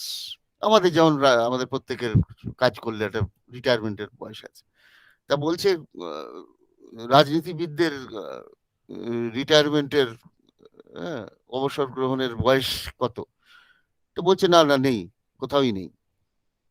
তা সেইটা কে একটা ব্র্যাকেটে বলে উত্তর দিয়েছিলেন, বলছে যে because only those who work retire, যারা কাজ করে তারাই রিটায়ার করে। এটা একটা জোকই ধরে নিলাম আমি, কিন্তু এটা যদি আমি এইভাবে ভাবি যে সত্যি তো একজন রাজনীতিবিদ, তাহলে যদি তিনি তার পদে থেকেই যান, তাহলে যুব নেতা বা যিনি যুবক তিনি ওখানে আসতে পারবেন যে, সেটা কিন্তু নাই হতে পারে। এটা আমার ব্যক্তিগত অভিমত। তবে এর সঙ্গে বর্তমানে যে কোনো রাজনৈতিক দলের যদি ফেস বলি, পশ্চিমবাংলার ফেস যেমন একজন ঝাঁ চকচকে যুবক একজন বিভিন্ন জায়গায়, সেরকম জাতীয় স্তরেও ফেস, এই আমরা যদি এনএসএস যে মিনিস্ট্রির মানে এডুকেশনের সঙ্গে যুক্ত, সেখানের যে ফেস এবং অনারেবল মিনিস্টার বা অনারেবল মিনিস্টার অফ স্টেট, এদের বয়স কিন্তু আমার থেকে অনেক কম, ইয়াঙ্গিশ একটা পপুলেশন এখানে আছে। সুতরাং এইটাকে ওইভাবে যুবনেতা কম কেন, বা যুবকরা নেতা হিসেবে কেন কম, সেটা যদি বলা হয় আমার মনে হয় পরিসংখ্যানগত দিক থেকে আর একটু ভালো করে স্টাডি করতে হবে। একটা কথা বলা হয় যে জেরন্টোক্রেসি মানে rule by the aged people, সেইটা এটা কিন্তু ছিল, বলা হতো, এটাও কতটা সত্যি সেটা এখন দেখতে হবে ভারতের কমিউনিস্ট পার্টিগুলো দিয়ে। চীনের ক্ষেত্রেও এটা ছিল, বলা হতো যে জেরন্টোক্রেটিক রুল, অর্থাৎ যারা শীর্ষ নেতৃত্ব রাজনৈতিক দলের, যারা বামপন্থায় বিশ্বাসী, তারা কিন্তু ওই সবাই বয়স্ক মানুষজন। এখন এইটা না একটা দেখে নিতে হবে যে আমি বয়স্ক মানুষজন কিভাবে ভাবছি। ইউথ বলতে যদি আমি এইটা ধরি, তাহলে কোন কোন পার্টির বর্তমান অবস্থায় দাঁড়িয়ে বাংলাতেই যদি দেখি আমি, তাহলে একটা ভালো স্টাডি হয়, নিশ্চয়ই ভালো স্টাডি হয়। এবং আমি রিকোয়েস্ট করব, যদি যে এই প্রশ্নটা করেছেন, যে যদি এইভাবে যে আমি তাহলে নিশ্চয়ই বলবো যে এটা যদি রিসার্চ করার মতো করে মনে হয়, তাহলে আমি আমার সাধ্যমতো তার সঙ্গে এই নিয়ে কথাও বলতে পারি আলাদা করে। এটা একটা বলা যায়। আচ্ছা, এখানে উচ্চশিক্ষিত বেকার, এইটা একটা খুব বড় জায়গা, যার জন্য আমি ভাবছিলাম যে ওই শব্দগুলো বলাটাই আরেকবার জরুরি। যে যে ছোট বয়স থেকে সবাই যে পড়াশোনাই করবে, চাকরি করবে বলে, চাকরি হয়তো করবে, কিন্তু তার কৌশলগত দিক থেকে কিছু এমন কিছু স্কিলস ডেভেলপ করলো, যার জন্যে এনইপি 2020-র কথা বললাম আমি, যার জন্যে আমি স্কিল ডেভেলপমেন্ট কর্পোরেশনের কথা বললাম। একটু আগে শ্রীময়ী বলছিলেন না যে নিবেদিতা কমিউনিটি কেয়ার সেন্টার, ওখানে আমাদের একটা ওই নার্সেস ট্রেনিং এর জন্য একটা এএনএম বিল্ডিং আছে দোতলা। তো আমাদের গভর্নমেন্ট অফ ইন্ডিয়ার সঙ্গে সেই জন্য স্কিল ডেভেলপমেন্ট কর্পোরেশনের সঙ্গে যুক্ত করে ওখানে সরাসরি ভাবে আশপাশের গ্রামের যারা জামা, ব্লাউজ ইত্যাদি যে সেলাই করেন, সেই তাদেরকে ওখানে একটা আনার চেষ্টা চলছে। মানে এই যে স্কিল ডেভেলপমেন্ট, একটা বাচ্চা মেয়ে স্কুলে যাচ্ছে, এখন স্কুলে পড়াশোনা করে সে কি হবে না, সে উপযুক্ত হবে যখন বয়সে, তখন তার একটা বিয়ে হয়ে যাবে। এখন এই মানুষটার যদি নিজের পায়ে ওই শিক্ষাটা পায়, স্কিলটা তার যদি রিকুইজিট থাকে, তাহলে সেই মানুষটা কিন্তু ভবিষ্যতে এই শিক্ষাটার মাধ্যমে সে কিন্তু নিজের পায়ে দাঁড়াতে পারবে। যে কোনো পুরুষের পক্ষে যেমন, আরো অনেক বেশি যে কোনো মহিলার ক্ষেত্রে তার শিক্ষাগত যোগ্যতা এবং তার এই যদি কৌশলগত জায়গা থেকে তার স্কিল ডেভেলপমেন্ট থাকে, তবেই কিন্তু দেশ আরো বেশি এগোতে পারবে। If you educate in all senses of the term a man, you educate a family, এরকম বলে অনেক সময়, but if you educate a woman, you educate a nation. আমার মনে হয় তাহলে এইভাবে আমরা দেখতে পারি এই দুটি জায়গা। আর একটি বোধহয় প্রশ্ন এসছে, নারায়ণের পর প্রশ্নটা দিয়েছে হচ্ছে দিশা। আচ্ছা, দৃঢ়তা অনুভব কিসের ক্ষেত্রে না ব্যক্তিত্ব বিকাশের ক্ষেত্রে? আচ্ছা, পরিচালন ক্ষমতার পাশাপাশি নিজের ব্যক্তিত্ব কিভাবে সুদৃঢ় করা যায়? এইটা খুব ফার রিচিং একটা প্রশ্ন। এটা কিন্তু দিশা দাসের এই প্রশ্নটা, এটা হচ্ছে যে পার্সোনালিটি ডেভেলপমেন্ট, মানে এই পার্সোনালিটিটা একটা মানুষের, এটা তো আমার মনে হয় সরাসরি যে উত্তরটা, সেটা আমাদের ওই ম্যানিফেস্টেশন অফ দ্য পারফেকশন, প্রত্যেক মানুষের মধ্যে তো সেই কোরটা আছে, সেইটাকে গড়ে তুলতে হবে। শুধু কিছু নয়, এই বিশ্বাসটা রাখতে হবে যে আমার মধ্যে আছেন। আমি একটা ওই যেমন মেলাতে পোস্টার, আমি খুব গ্রাম বাংলায় ঘুরে বেড়ানো লোক, মানে আমার নিজের গ্রামেরও বাড়ি দামোদরের তীরে, সিংটি শিবপুর আমার গ্রামের নাম, উদয়নারায়ণপুর, কিন্তু সুযোগ সুবিধার জন্য আমি থাকি কলকাতা একটা ফ্ল্যাটে। ভালো মাস্টারমশাইরা এখানে থাকে, লাইব্রেরিটা এখানে বেশি, সেন্টার ফর স্টাডিজটা এখানে, যাদবপুর বিশ্ববিদ্যালয় এখানে ইত্যাদি। কিন্তু গ্রামের সঙ্গে এই যে সম্পর্কটা আমি দেখেছি একটা মেলায়, যেমন দেখলাম যে ওখানে একটা শাহরুখ খানের পোস্টার আছে। এবার শাহরুখ খানের পোস্টারের উপরে লেখা আছে, if I think I can, I can. আমি যদি বিশ্বাস করি আমি পারবো, আমি পারবোই। এই যে মোটিভেশনের জায়গাতে, এই মোটিভেশনের জায়গাটা কিন্তু শুধু ভেতর থেকে যে আসার বিষয়টা তা নয়, সামগ্রিকভাবে পরিবারের, বন্ধু বান্ধবের, স্কুল কলেজের সমস্ত ক্ষেত্রে একটা ভূমিকা থাকে, কিন্তু মূলটা থাকে কিন্তু নিজের মধ্যে থেকে। আমি পারবো না তো কে পারবে? আমরা তো হস্টেলে বড় হয়েছি অনেকটাই, তো ওই প্রেসিডেন্সি কলেজের হিন্দু হস্টেলে যখন কেউ ইন্টারভিউ দিতে যাবে, তার আগে আমরা এখনো ছেলেপুলেকে বলি, আমাদের যারা পরীক্ষা দিয়েছে ইন্টারভিউ দিতে যাবে, তা তাদের শেষ কথাটা বলি যে আর খালি যখন হাত দিবি না, ওই যে ঘরে ঢুকছিস ইন্টারভিউতে, তখন ওই দরজাটা খোলার সময় ওখানে খালি একটা নিঃশ্বাসটা আটকে রেখে খালি বলবি যে আমি যদি চাকরি না পাই তাহলে কে পাবে। এটার মানে আর কিছু নয়, এটা হচ্ছে নিজের আত্মবিশ্বাসটাকে নিজের কাছে রিঅ্যাসিওর করা, ফিরিয়ে আনা, যারে আমিই তো পারবো, আমাকেই তো পারতে হবে। আচ্ছা, উত্তম অধিকারী লিখছে, উত্তম অধিকারী আমাদের এই কলেজের রাষ্ট্রবিজ্ঞান আচ্ছা। বিভাগের অধ্যাপক। ও আচ্ছা আচ্ছা আচ্ছা আচ্ছা আচ্ছা, বেশ বেশ বেশ বেশ। বর্তমানে প্রশাসনিক রাজনৈতিক ক্ষেত্রে বিবেক দর্শনের প্রাসঙ্গিকতা কতটা, নাকি বাস্তব রাজনীতির সাথে নয়? হয়ে দেশের প্রাণ দিয়েছে, এখন রাজনীতি করতে গিয়ে প্রাণ যায়। এখন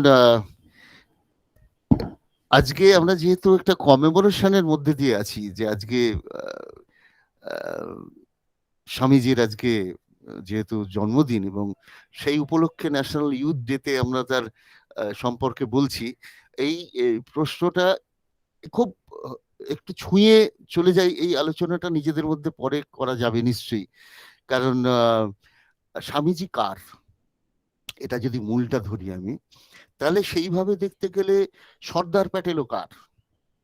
আজকে যে সময় ঐক্য সাধন হয়েছে দেশে, যখন এই যে ইন্টিগ্রেশন অফ স্টেটস, তখন তো ব্রিটিশ ইন্ডিয়া, নেটিভ ইন্ডিয়া, আর যে যে ডাইরেক্টলি অ্যাডমিনিস্ট্রেড আলওয়ার, বালুচিস্তানের মতো এই ধরনের তিনটি ইয়ে ছিল, মানে ডিভিশন ছিল আছে।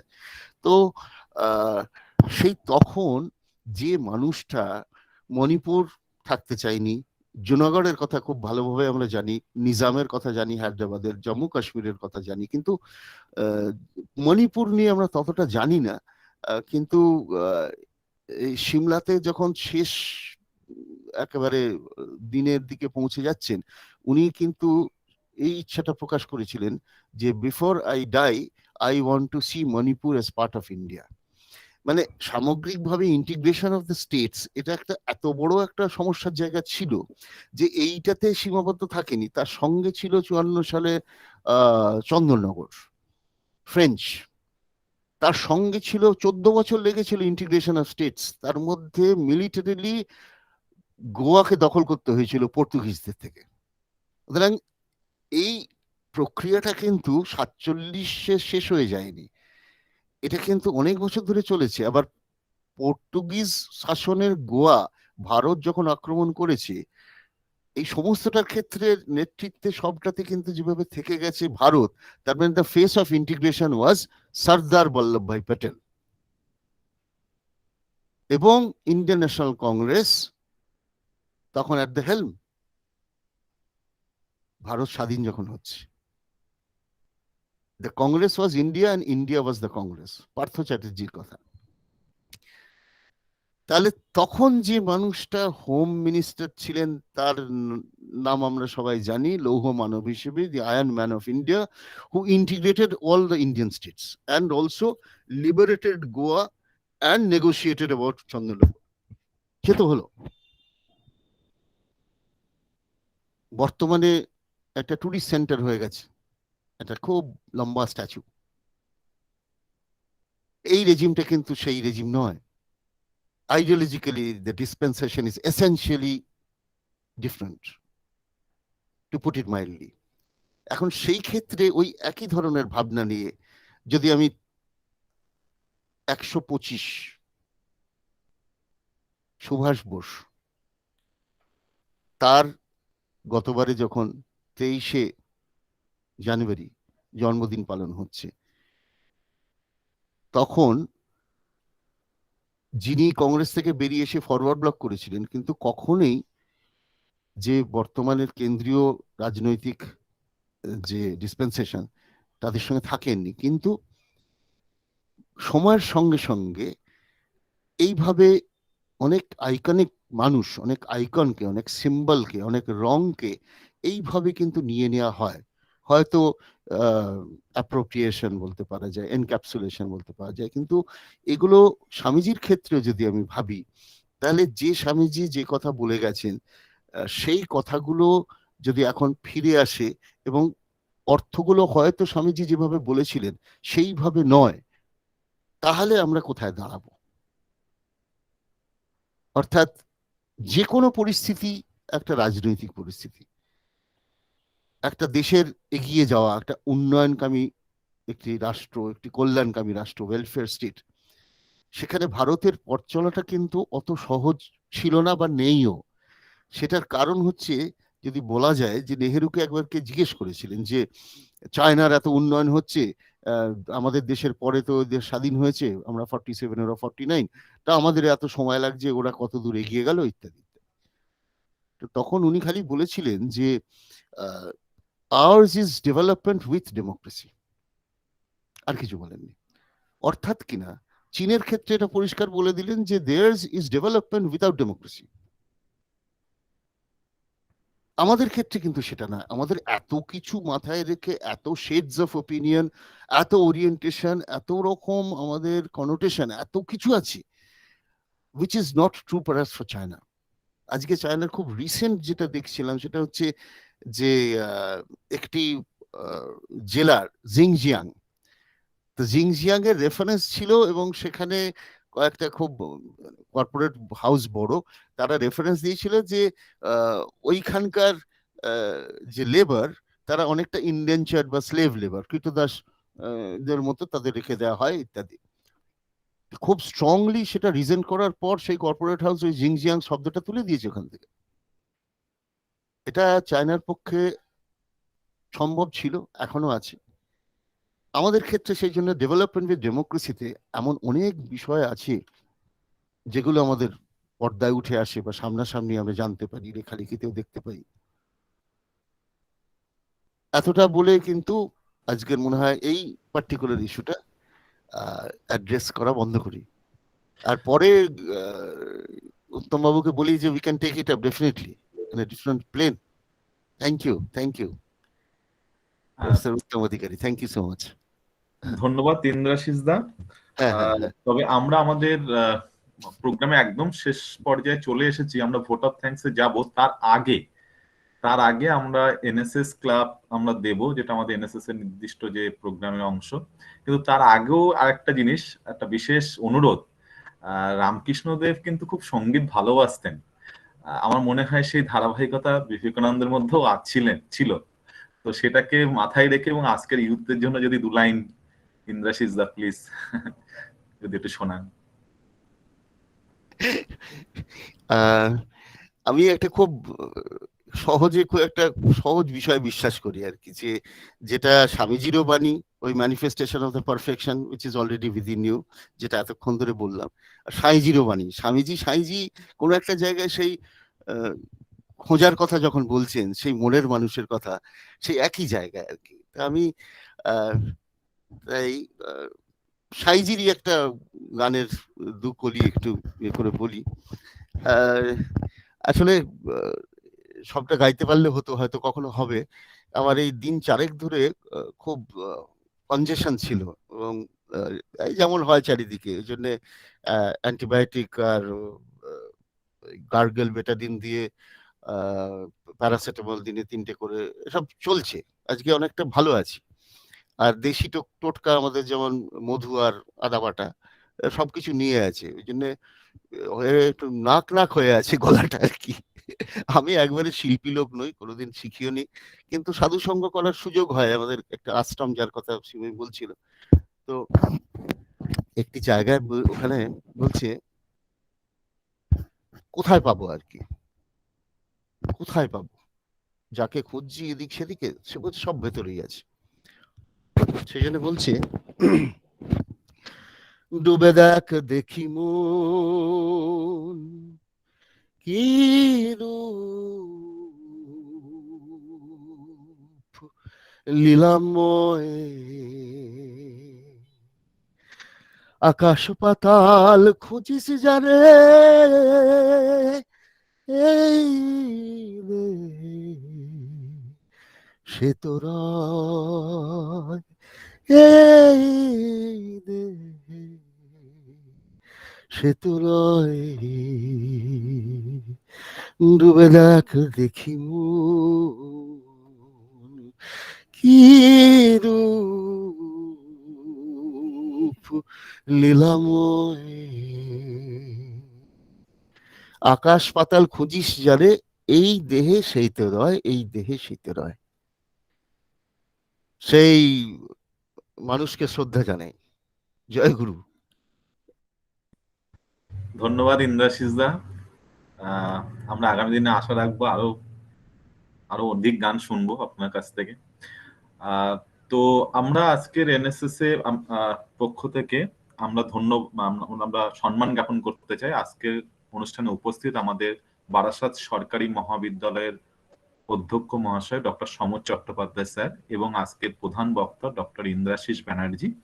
এনাদের দুজনকেই আমরা শ্রদ্ধা জ্ঞাপন করব এনএসএস ক্লাবের মধ্য দিয়ে। এনএসএস ক্লাব দেবে বারাসাত সরকারি মহাবিদ্যালয়ের রাষ্ট্রবিজ্ঞান বিভাগের ছাত্র নারায়ণ বিশ্বাস। নারায়ণ। স্যার শোনা যাচ্ছে? হ্যাঁ হ্যাঁ, শোনা যাচ্ছে। NSS NSS NSS NSS NSS NSS NSS NSS NSS. ধন্যবাদ। ধন্যবাদ নারায়ণ। এবার আমাদের অনুষ্ঠানে একদম শেষ পর্যায়ে ভোট অফ থ্যাঙ্কস আমরা দেব। তো ভোট অফ থ্যাঙ্কস দেবে আমাদেরই বারাসাত গভর্নমেন্ট কলেজের ছাত্রী এবং NSS volunteer Sumana Ghosh. Sumana Ghosh, please. Yes, sir. A warm and graceful afternoon to our most valued guests, Honorable Principal Sir, respected professors, and all the beloved NSS volunteers. It gives me an immense pleasure to deliver the vote of thanks in this special program on the occasion of National Youth Day.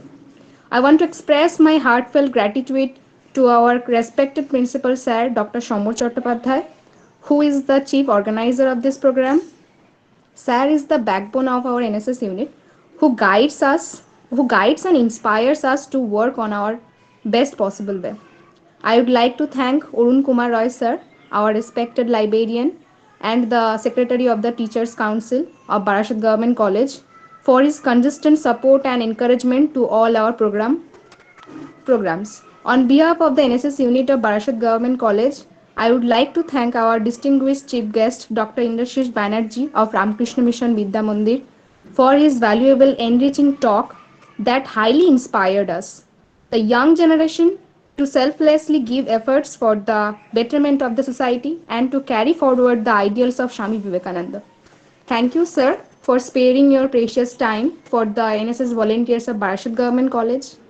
I would like to thank Dr. Balaram Das sir, Assistant Professor of History Department and the Program Officer of NSS Unit for his able leadership in organizing the program for us.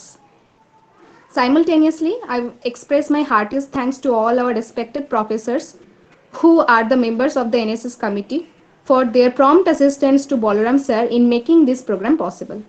Last but not the least, I would like to thank all the NSS volunteers whose enthusiastic presence and lively interaction in this program has made it a great success. Thank you all for being with us for successful celebration of National Youth Day by the NSS unit of our college. Thank you very much. Thank you. তাহলে আমরা এখানেই আজকে প্রোগ্রামের ইতি টানছি। ধন্যবাদ সকলকে। Sir আমরা তাহলে এখানেই এন্ড করছি। ওকে।